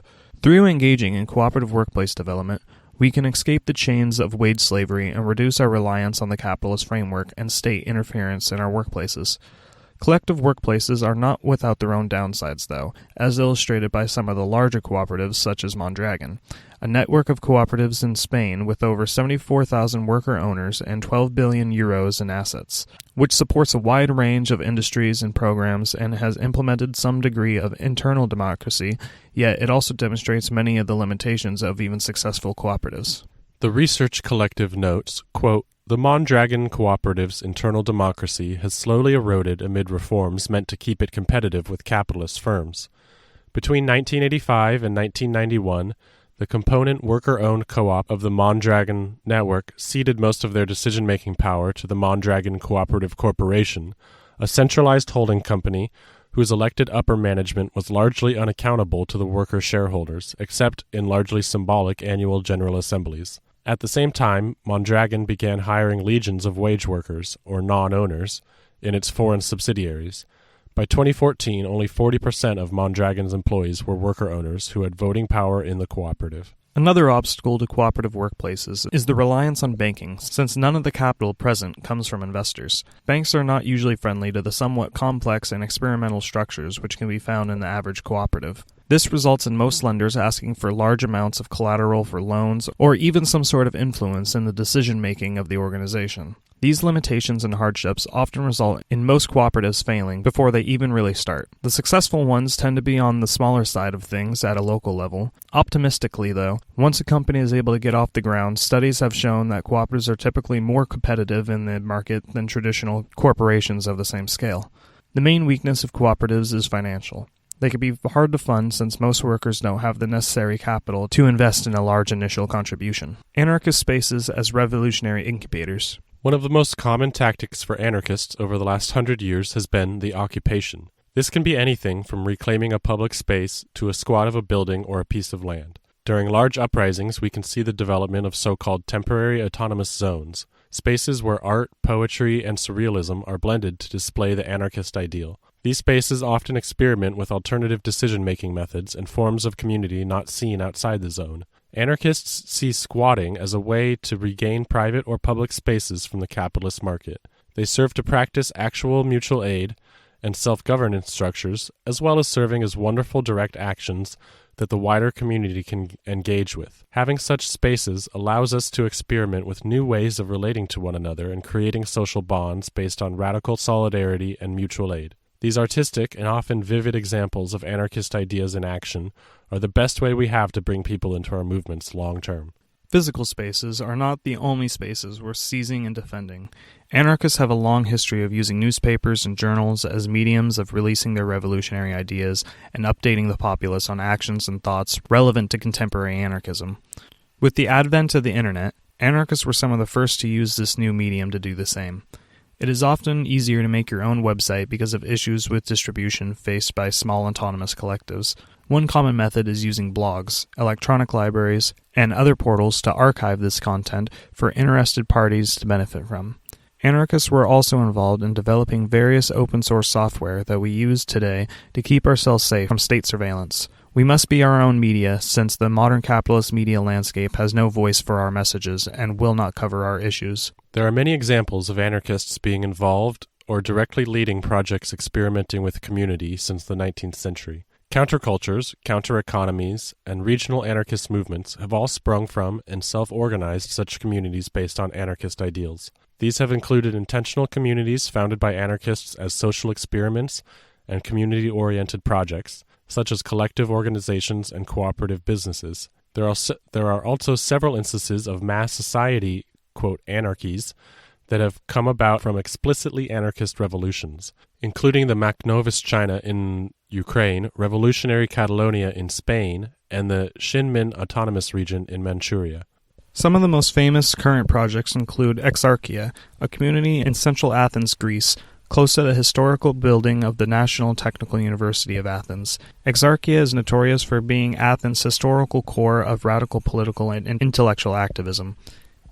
Exarchia is often considered the anarchist quarters of Athens, known for its radical democracy. From Wikipedia, Exarchia was created between 1870 and 1880 at the confines of the city and has played a significant role in the social and political life of Greece. It is there that the Athens Polytechnic Uprising of November 1973 took place. In December 2008, the murder of 15-year-old Alexandro Grigoropoulos by a policeman in Exarchia caused rioting throughout Greece. Many socialists, anarchists, and anti-fascists live in and around Exarchia, along with many artists and intellectuals.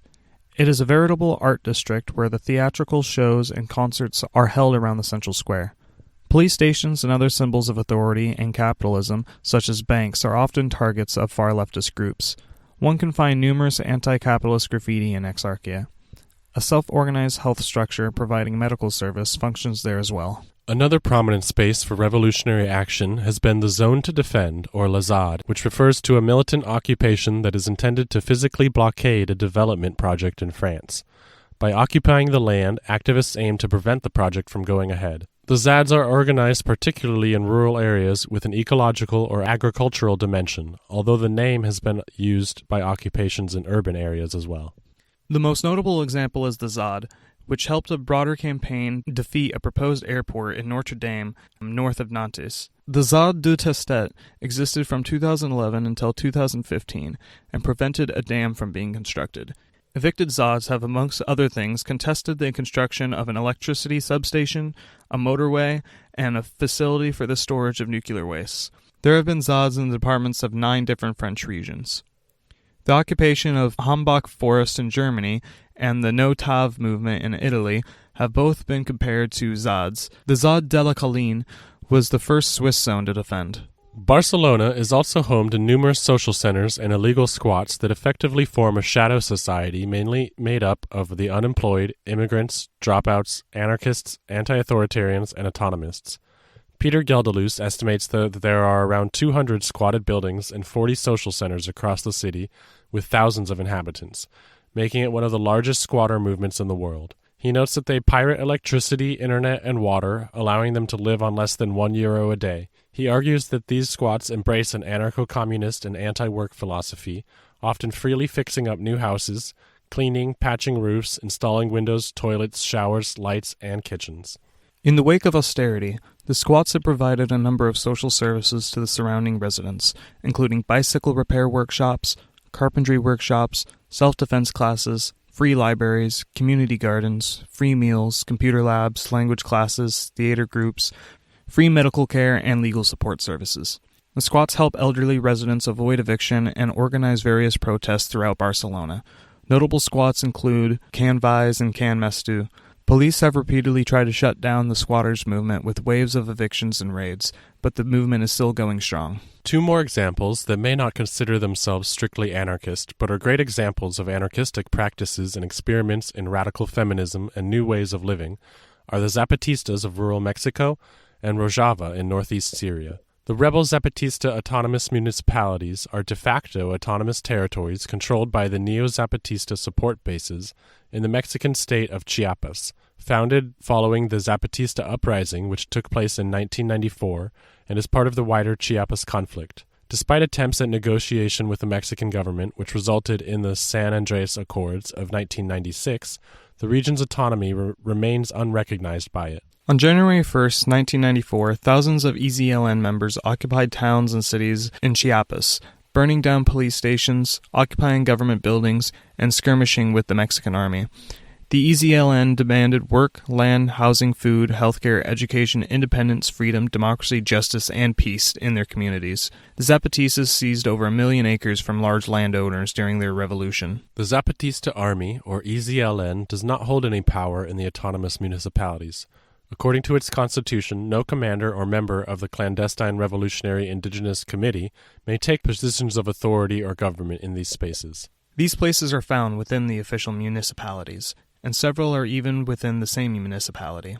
As in the case of San Andreas, Laranzar, and Ocosingo, the MAREZ are coordinated by autonomous Zapatista councils of good government, and their main objectives have been to promote education and health in their territories. They also fight for land rights, labor and trade, housing, and fuel supply issues, promoting arts, especially indigenous language and traditions, and administrating justice.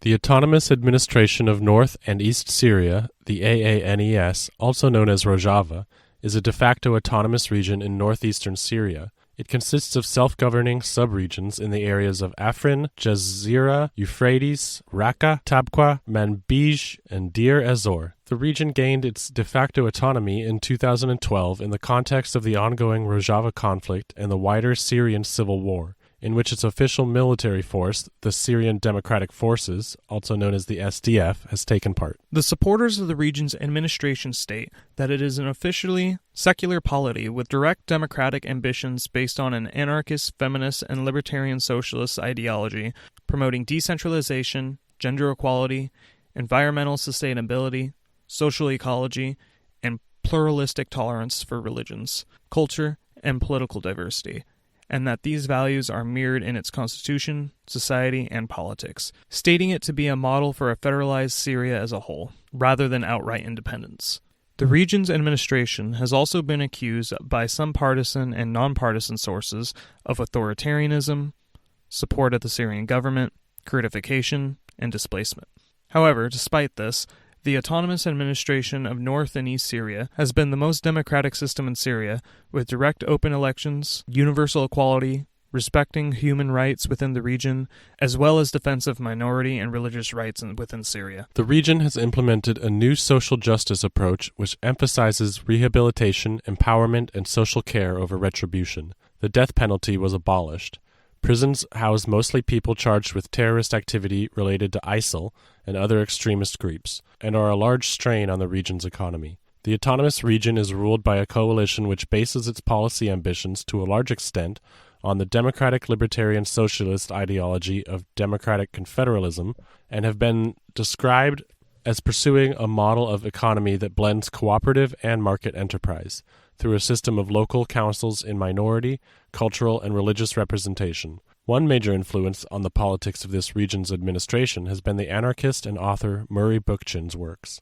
Rojava has by far the highest average salaries and standard of living throughout Syria, with salaries being twice as large as the regime-controlled Syria. Following the collapse of the Syrian pound, Java doubled salaries to maintain inflation and allow for good wages. Independent organizations providing health care in the region include the Kurdish Red Crescent, the Syrian American Medical Society, the Free Burma Rangers, and Doctors Without Borders. The problems we face today. Since the inception of our local Food Not Bombs and the Chehalis River Mutual Aid Network, we have noticed one glaring need, and that is a place for people to camp safely that can be used as a stable base from which to secure the rest of their needs. It is very hard to provide or receive assistance when you don't have a tent and are moved from place to place every single day by the police. That is the most unstable form of houselessness. Another level of stability is provided by a tent, assuming you can keep it from being destroyed by the weather or the city. But this form of shelter is not very stable still. For that you need a consistent place to keep your tent, a campsite. This is what the campers along the Chehalis River had for so long, and what was stolen from them when they were evicted in 2019. When you have a campsite you can maintain, that allows you to know where you are going to sleep each night. It allows you to have one place to keep all of your belongings. It allows you some measure of privacy, and safety from the streets and weather. Another advantage to having a consistent campsite is that you can start to build structures that provide even more privacy and safety. People at the old river camp had constructed many shelters out of pallets and other found materials, which could be readily heated in winter and were easily as large as some tiny homes that now trend across the country. As political activists, we found that people who we were engaging with at our events were often living on the streets, and that alone made it difficult for them to engage with the political nature of our literature or ideas. While interested and supportive, their focus was always on meeting their direct needs, such as getting food, water, and clothing. Unsurprisingly, it is hard to concern oneself with reading about revolutionary politics when you aren't sure where your next meal will come from, or even where you will sleep that night. So this was a clear impediment to organizing in our community. The fact that its needs were so great and so immediate that it almost took all we could do to help people meet them. That has been the last 2 years of action in this town, trying to secure enough stability for our community so that people can start to think about why they suffer these material conditions, and then to start thinking and organizing to change them. We cannot expect people to be able to fully engage in political direct actions when they are in such vulnerable positions. It is our duty to show solidarity with those who need it, and to help those who are in positions of vulnerability to rise out of those conditions, and by this show them that our ideals are worth their salt. So one thing our community needs is a place for people to camp long term, and have the ability to live in a stable environment and build their own spaces to their liking. This would provide people with the ability to heat themselves during the winter, reduce the burden on the currently inadequate shelter options. It would also allow for garbage and sanitation services to be implemented, which would reduce pollution and keep people safer and healthier. This would give people the ability to take better care of their spaces and maintain them free of trash and unwanted accumulation. With this level of stability, it is feasible to start going out and connecting with service providers, looking for employment, addiction services, healthcare, and whatever other things a person may need to do in their life. A village of tiny homes with central corridors for green spaces, gardens, and communal areas would provide much more privacy from unwanted spectators, police, and the city. It would provide a healthy and safe place for people to start to rebuild their lives and get back into permanent housing, or stay on site permanently and build a life there. Ultimately, what the unhoused need is housing. That's what we need. Our radical community of activists and volunteers has also needed its own space since day one. We have set up weekly meals in parks or parking lots for 2 years now. We could do immensely more for our community if we had a base of operations from which to cook and serve meals. If we did have our own space, we could also think about offering all sorts of new services that we can't offer now. We could host meetings and events, workshops, skill shares, a place to hold union meetings to start unionizing local sectors. In addition to the expansion of our harm reduction services, we could offer new things like legal assistance and health clinics, both overwhelming needs in the community.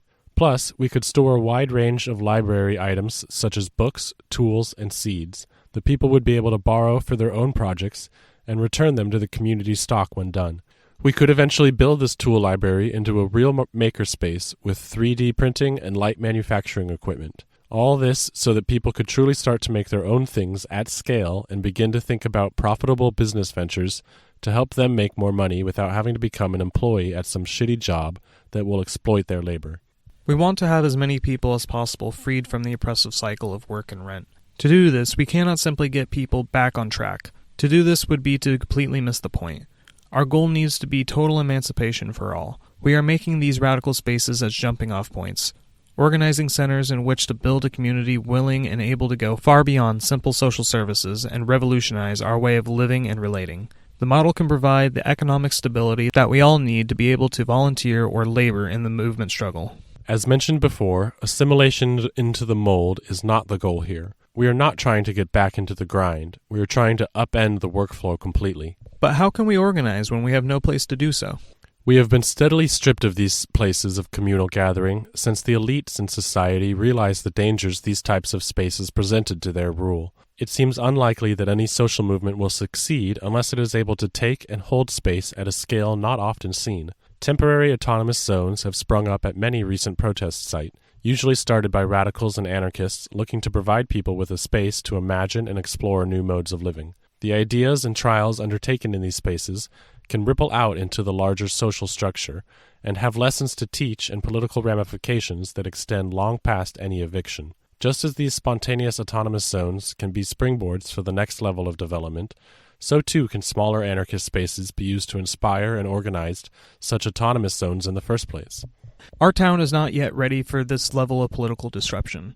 Although it may seem cut off and isolated at times, the state is ready and able to mobilize law enforcement from a wide area and even call on the help of the feds to crush any rebellion not strong enough to withstand it.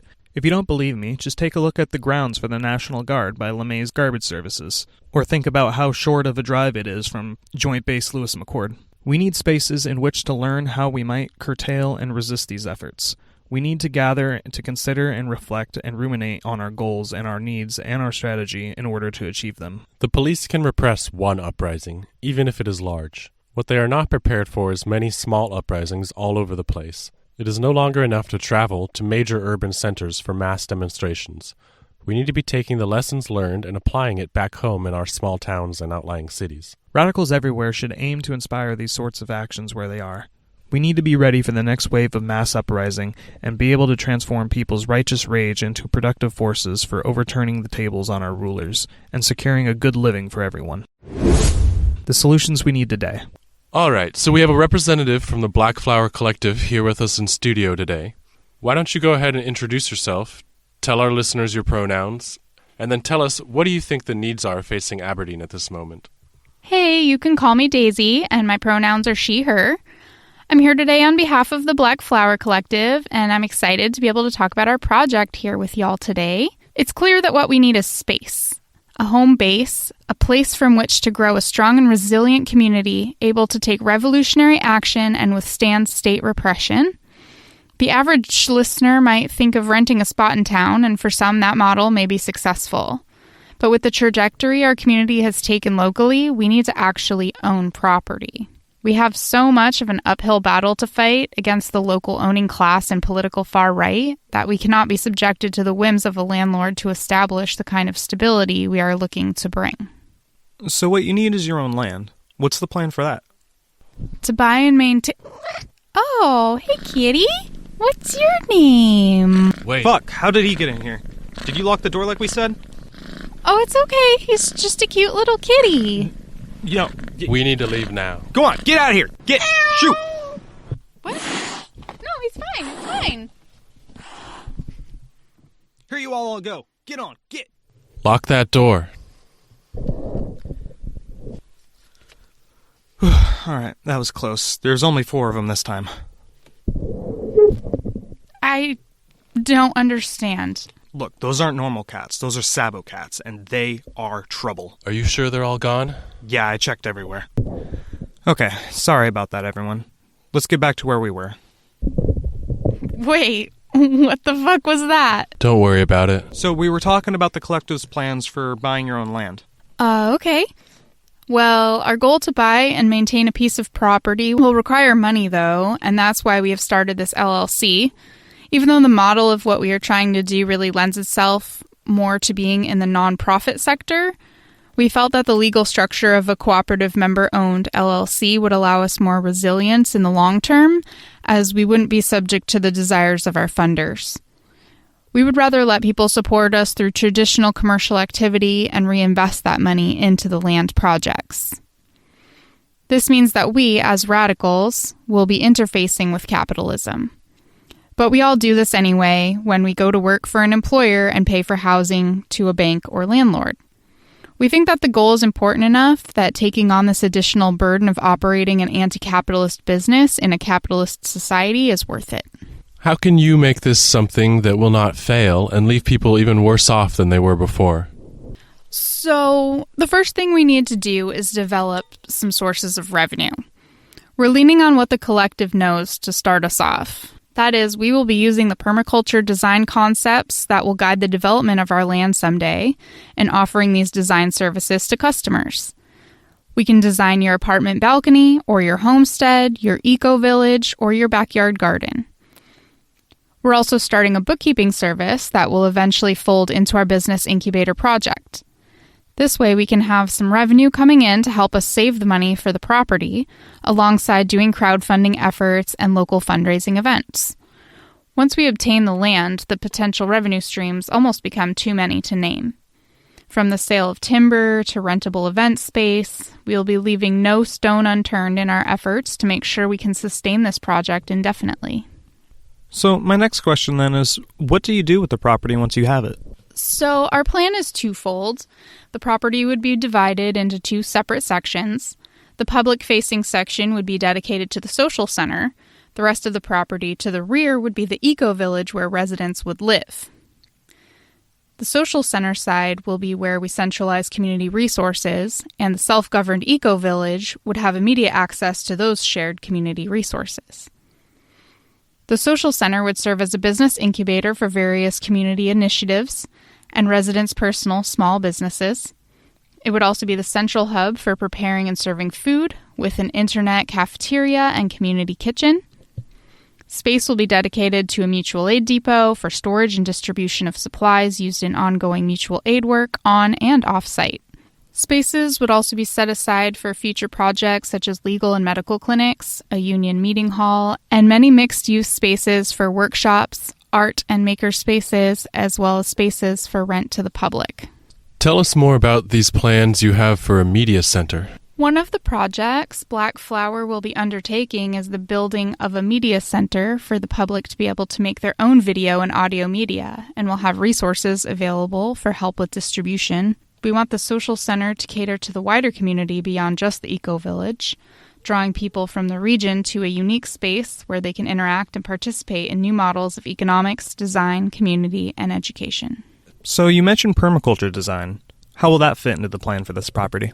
As part of the eco-village campus, we will offer permaculture design courses for people to learn how to design their own properties, as well as offering professional permaculture design services to regional property owners who want to hire someone to design their property for them.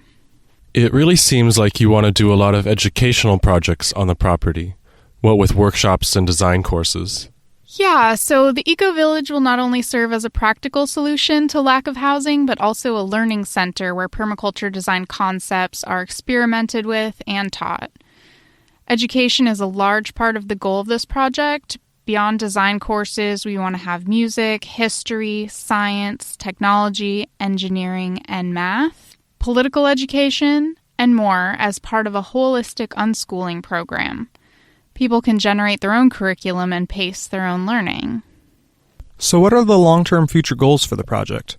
If everything goes well over the next, say, 5 years, what then? In the future, we want to develop the property into a true educational facility, catering to alternative educational experiences for those not interested in traditional educational styles. The desire of this collective is to inspire people to consider the alternative ways we might live and work and relate to one another, so we will encourage attempts by the community to put their novel ideas into action. With all of the nearby activity, the possibilities for on-site employment abound for residents of the eco-village, so people in need of employment will have a ready-made place to work and make money while contributing to a revolutionary movement. Well, thanks for joining us in studio today and talking about the cool projects that you guys have planned. We're sorry about the cat thing and hope that didn't throw you off too much. Thank you so much for having me. It was a pleasure being here, and I'm still a little confused about the cat thing. No, it's fine. Just don't worry about it. As mentioned, the eco-village will govern itself, being an independent entity to Blackflower. The likely model for this entity is called a community land trust. In the short term, it is the institution best suited for creating an anti-gentrification bulwark of socialized housing run by the community. A community land trust is a non-profit legal entity entrusted with property management in the community's interest, ensuring affordable housing, preserving environmental assets, and driving cooperative neighborhood development. The leadership of this nonprofit is usually the residents of the land over which the community land trust has authority. This way, decisions around the community can be made by the community itself, protecting it from the whims of developers and gentrifiers. With a community land trust, one could raise funds to purchase property and build low-income housing or sliding-scale housing options, securing them for residents long-term outside the volatile housing market. The CLT could run on a time-based economy, where individuals who are members in the CLT would commit a certain number of labor hours to projects of restoration and maintenance. This body would benefit from the local social center's vast tool library and the mutual aid depots building materials to build all manner of sustainable buildings. In conjunction with the planned unit development model of residential development, a community land trust would create mixed-use housing able to fit the needs of the community and would designate a certain percentage of land to communal green spaces and gardens. This would act to maximize residential participation in community and create opportunities for experiments in alternative modes of life. As noted by the Symbiosis Research Collective, understandably, many individuals and families have no desire to live in communes, and an emphasis on expanding the cooperative sphere of daily life should not be a barrier to entry. However, many other people feel constrained by the alienation and limitations of current housing options. Revitalizing community and pushing back against our social atomization is an important aspect of all projects in this organizing model, rethinking living arrangements most of all. They explain housing arrangements in their proposed system through a lens of two axes: duration of anticipated residence and degree of communality. For the first axis, housing opportunities would consist of a spectrum of options including emergency temporary shelter for those currently unhoused, transitional housing for domestic abuse survivors and people seeking to transition away from temporary shelters, short-term housing for up to 1 year for college students or visitors, semi-permanent housing for 1 to 5 years, and finally, permanent housing. The second axis ranges from individual apartments to single-family homes with a variety of communal living situations based on the needs of the residents. Their plans are for manifesting at a large municipal level scale, but many of the ideas are applicable to smaller-scale residential developments. The goal is to expand and encourage common management of the home, shared rituals of belonging, and collective child rearing, all features of the current intentional community housing movement. This allows for a much more diverse population living in much denser conditions, but able to interact and relate to their communities easier and more effectively than what our system of isolation currently allows. By working, eating, and living close to home, we can more easily come together to effect the changes that we want to see. A community land trust used in this way would foster community while laying the groundwork for the liberated society. The Eco-Village campus will be built by and for its residents using cheap natural building techniques in order to provide each person their own warm, safe, dignified living space, transitional or permanent. This housing would serve as a stable base from which to build a community based on resilience, skill sharing, learning, and love. It's time for us to go away for a quick break. When we return, we will be giving a quick recap of what we have discussed today and give some final analysis about this Blackflower project. But until then, presenting our brothers from across the pond, Sparrer, performing We're Coming Back. Hit it!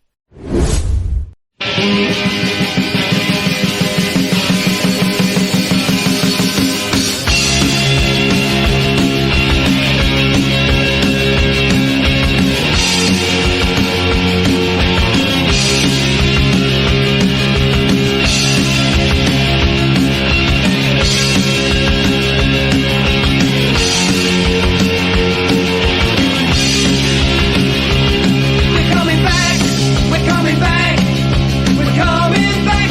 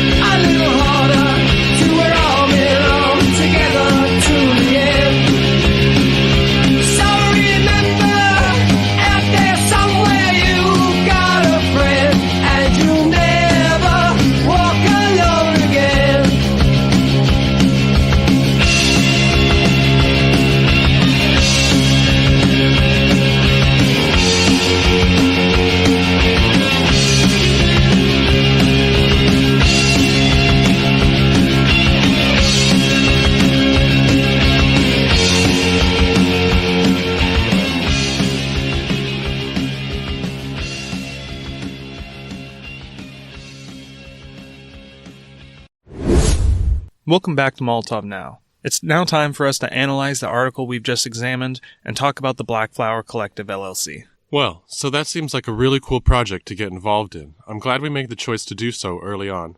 Yeah, by choosing to get in on the ground floor, we can assist them in raising funds as our platform grows to get this project rolling even faster. Maybe we should explain the relationship between Sabo Media and the Blackflower Collective for our listeners. That's a great idea. People are probably wondering what exactly is going on there. So, we at Sabo Media are fully invested in the idea of this project. So in order to signal boost for their plans and fundraisers, we have lended some hands in helping them organize with our media operations, promoting them, getting the word out about their projects, making graphics for them, etc. We know the organizers from our work on the streets doing mutual aid in town. When they approached us about getting involved, it was just as we were starting to think about starting Sabo Media. So we figured our place could be the media arm of the operation, so to speak. Yeah, they didn't really have anyone with that knowledge base, so we stepped in to help. And obviously, we were drawn in by the project and how cool it sounded. And now we're working together towards opening this media center with them so that we can both use it for our media projects and to share it with the community so others can start media projects of their own. Right. I'm so excited to actually start building the thing. Everybody needs to be able to tell their stories and have them heard by media collectives such as ourselves. Well, they gotta buy land first. No timeline on that, unfortunately. So to clarify for our listeners real quick, we are not the Blackflower Collective, right? No, we're going to remain our own separate thing. We figured that with the content we were producing, that would be best. We don't want them to have any editorial control over what we produce at Sabo Media. Okay, so now that has been covered, let's get into it. What do you think about the project? What are your biggest concerns and critiques? Do you think it can really be successful in the long run? I would say some of my biggest concerns for the project are the local right-wing reactionaries. I don't think that they will want this sort of thing in, quote, their town, and will push back on it as much as possible. I don't foresee any physical harassment necessarily, but them trying to stop things at the county level may be their move, since they seem to have people in those positions. As for critiques, I guess I should think of one, huh? Give me a second. I don't know, Sprout. I think there's a real possibility of physical harassment, to be honest. With the political climate in this county, I think that they should be preparing for that eventuality, just to be safe. Let's hope not. Okay, so one critique I could make is about the use of the word permaculture. Not that I don't respect the hard work that people who use that term do, and the usefulness of those practices. It's just become kind of a bit infested with the sort of white nationalists that find themselves farming. It did a great job of putting forth some ethical considerations for designing systems, but when it comes to politics, there really aren't any, and it's starting to show. It has become a subculture, and I'm not sure if it's politically aware enough to realize it's being infiltrated by the far right and do something about it. Haven't seen enough written on this subject, and I hope to write on it in the future a bit. Oh, really? So it's that bad, huh? I didn't even know it was a haven for white nationalists. I don't know how pervasive it really is. I'm not sure I would call it a haven exactly, but it doesn't have the explicit politics necessary to safeguard it against that sort of trend. I just hope it's something they are aware of and guarding against. They have some interesting writings on their website about something they call aniculture. It seems like they are. But we will see what they come up with and keep everyone updated. Experimenting with a new sort of methodology for permaculture? Let me read their website real quick.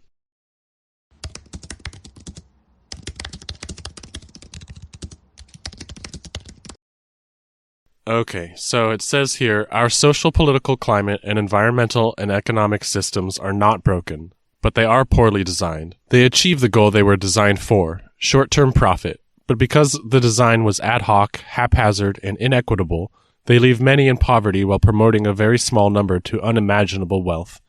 It is beyond obvious to merely state that these systems are not sustainable, but the next step is realizing that they can be redesigned by us. As humans, we can design much better systems when we introduce ethical considerations into the core of the design process. This gives us permaculture, or ethical design. But again, this seems to fall short as we see a variety of examples of fascist creep into the permaculture community, and the community itself seems ill-prepared to counter this trend. Okay, so they are well aware of the problem. Then that's good. What else does it say? Okay, so continuing from their site. As a possible hope to resist this, we would like to introduce a new concept, aniculture, or anarcho-permaculture. It is our desire to develop this theoretical approach by experimentation and trials, taking the uniquely anti-authoritarian ethics of the anarchist intellectual tradition and combining it with the already established library of permaculture techniques.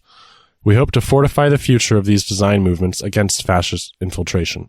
Nice. I'm glad they're addressing this front and center. I should have read through their website more thoroughly. It goes on. Yeah, you should really read their bit about their inspirations. They pull their ideas from some really interesting projects, such as Firestorm Co-op. Anyway, what else does it say? Design allows us to participate in the creation of all sorts. When applied to culture, it is the ability to create one's own culture as you see fit.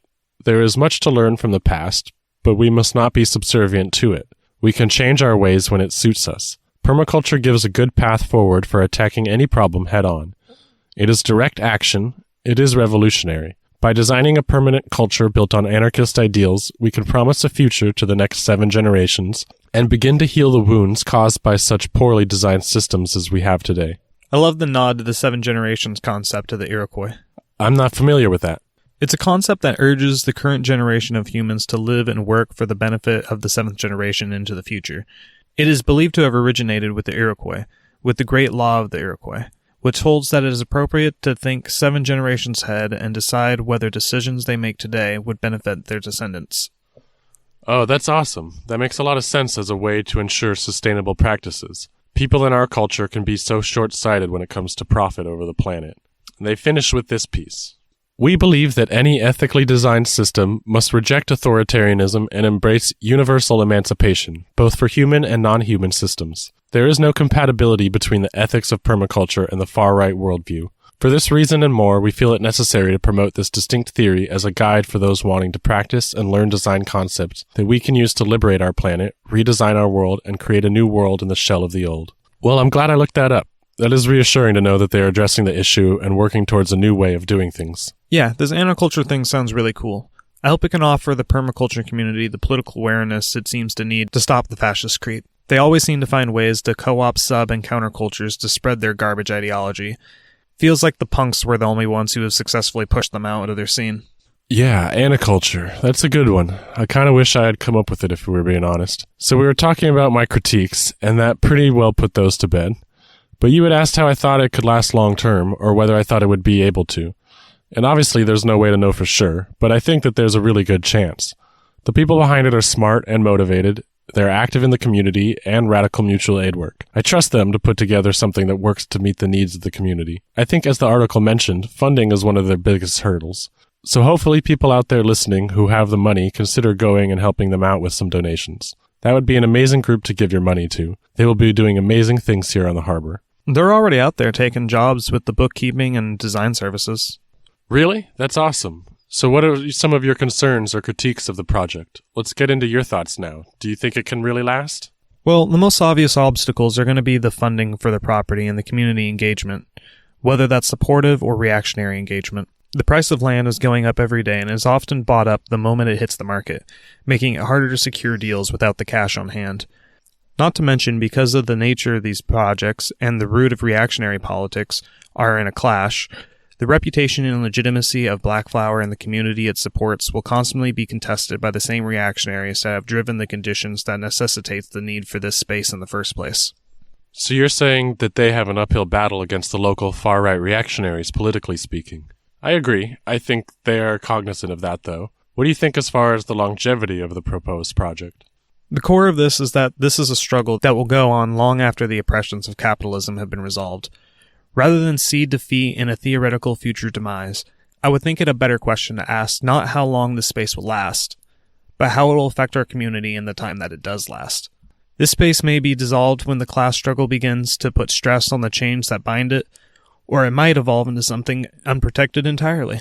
Nothing lasts forever, so we cannot focus on what Blackflower will be, but on what Blackflower will do and how we can support that. So, earlier you mentioned their inspirations. Let's dive into that a bit. I pulled this up from their website again. It says, Inspirations. We've been inspired by so many groups during the development and planning of this project.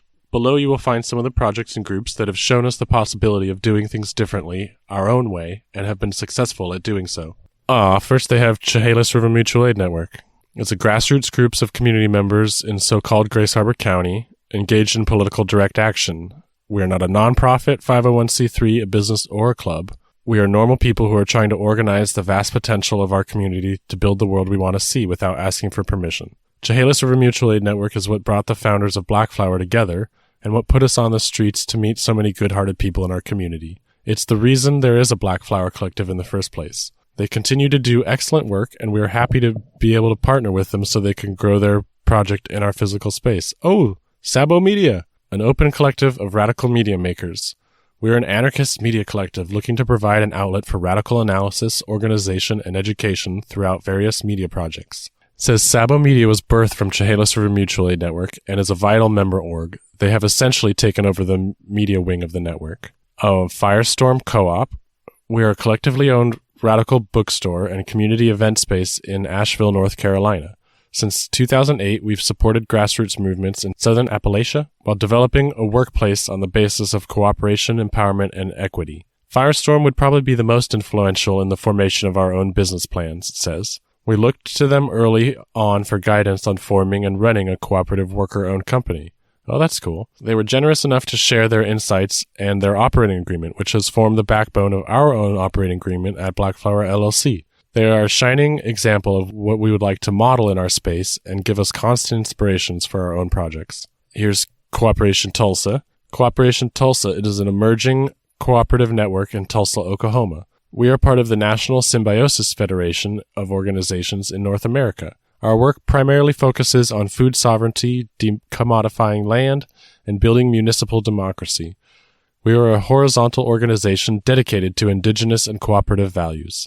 Currently, we are working on a network of community gardens and urban farming in Tulsa. It says, we have taken great comfort in watching this awesome group of folks build this project from the ground up. Since their project is so very similar to ours, we love to see them succeeding and gaining attention. We hope to connect with them and the larger Symbiosis Federation they are a part of in the future and begin a dialogue about sharing experiences and skills. And then there's Bunkhouse Acres, a 20-acre black-led farm and bread school in Middle Satsop Valley, a portion of whose CSA food shares are donated to local BIPOC families in need, and leftover unclaimed produce gets used by Food Not Bombs. The Seattle Community Fridges are a part of a wider regional solidarity network Chehalis River Mutual Aid Network sends prepared food and produce to as often as possible. And, of course, Mutual Aid Disaster Relief. Hell yeah. It says, we have a deep respect for these folks. They do amazingly radical and liberatory relief work at a large scale.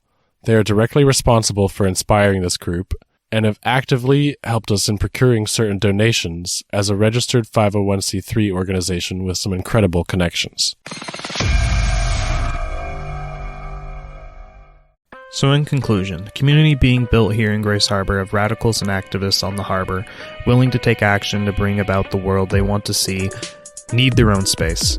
Blackflower Collective has been formed from grassroots discussion by that community and from members of the community in order to meet that need. They have many, many creative and ambitious goals for the project, some of which they have started already and some of which are still being researched and developed by the collective. A major goal of the collective is educational in nature. They express a desire to provide an alternative learning style for people who are not able to learn from traditional schooling methods. It will be interesting to see how much of the youth will want to be involved in this project. A major belief of us here at Sabo Media is the wisdom of the youth. We should listen to them more often if we want to succeed in our radical visions of the future. It is their future, after all. They even hope to develop the property into a real campus with on-site residences and revolutionary coursework. This is a beneficial project of liberation. We must be ready to educate people about the causes of their material woes and the possibility of solving them ourselves. The collective is also very focused on the ecological, wanting to design the property themselves along the perma or anicultural practices and techniques they have learned and will be experimenting with. They are aware of the fascist creep into these spaces and seem well poised to prevent their space from falling prey to such predation. The eco-village they are designing will be packed with communal green spaces and gardens that will bring people living there outside and into the fields. Being together while accomplishing the tasks of life will form a true bond between neighbors. This trust can be leveraged for all sorts of radical direct actions through the use of affinity groups. After everything we've learned today, any way you look at it, this is a radical project, even though it operates as an official LLC. And then we'll have to make money to survive like any other business. As for funding, the collective is busy getting parts of its business plans up and running and to start generating revenue streams. On top of this, they are starting to do things like planning benefit shows and art shows to raise funds for the land needed. However, this is a crowdsourced project. It cannot come to fruition without the support from the community. Not just the local communities of so-called Grace Harbor, but from the community of radicals who wish to see this project fulfilled, no matter where their location. So please, if you can. Blackflower is taking donations at linktree/Blackflower LLC. If you have the ability to contribute to this much-needed project, please do so. We wish them the best in their endeavors and offer them our most sincerest solidarity in their efforts. We will be there with them, side by side, the whole way, and we can't wait to see what sort of mischief we can make together.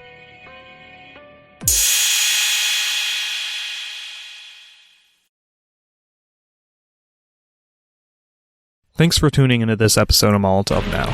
We hope you found it informative and inspiring. Our goal with the podcast is to reach out beyond our boundaries and connect the happenings in our small town with the struggles going on in major urban centers. We want to talk to you if you're a big city organizer. We think we have a lot you can learn from, and we know you have much to teach us.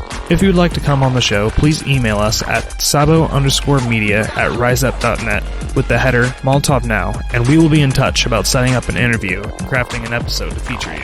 That's SABOT_media@riseup.net. We want to give a shout out to our friends at Queer Satanic, who come with good news and bad news for our devilish comrades.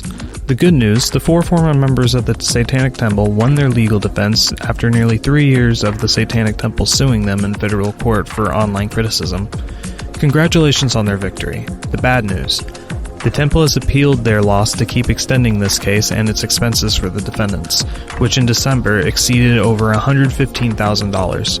Any donations to their legal defense funds would be appreciated.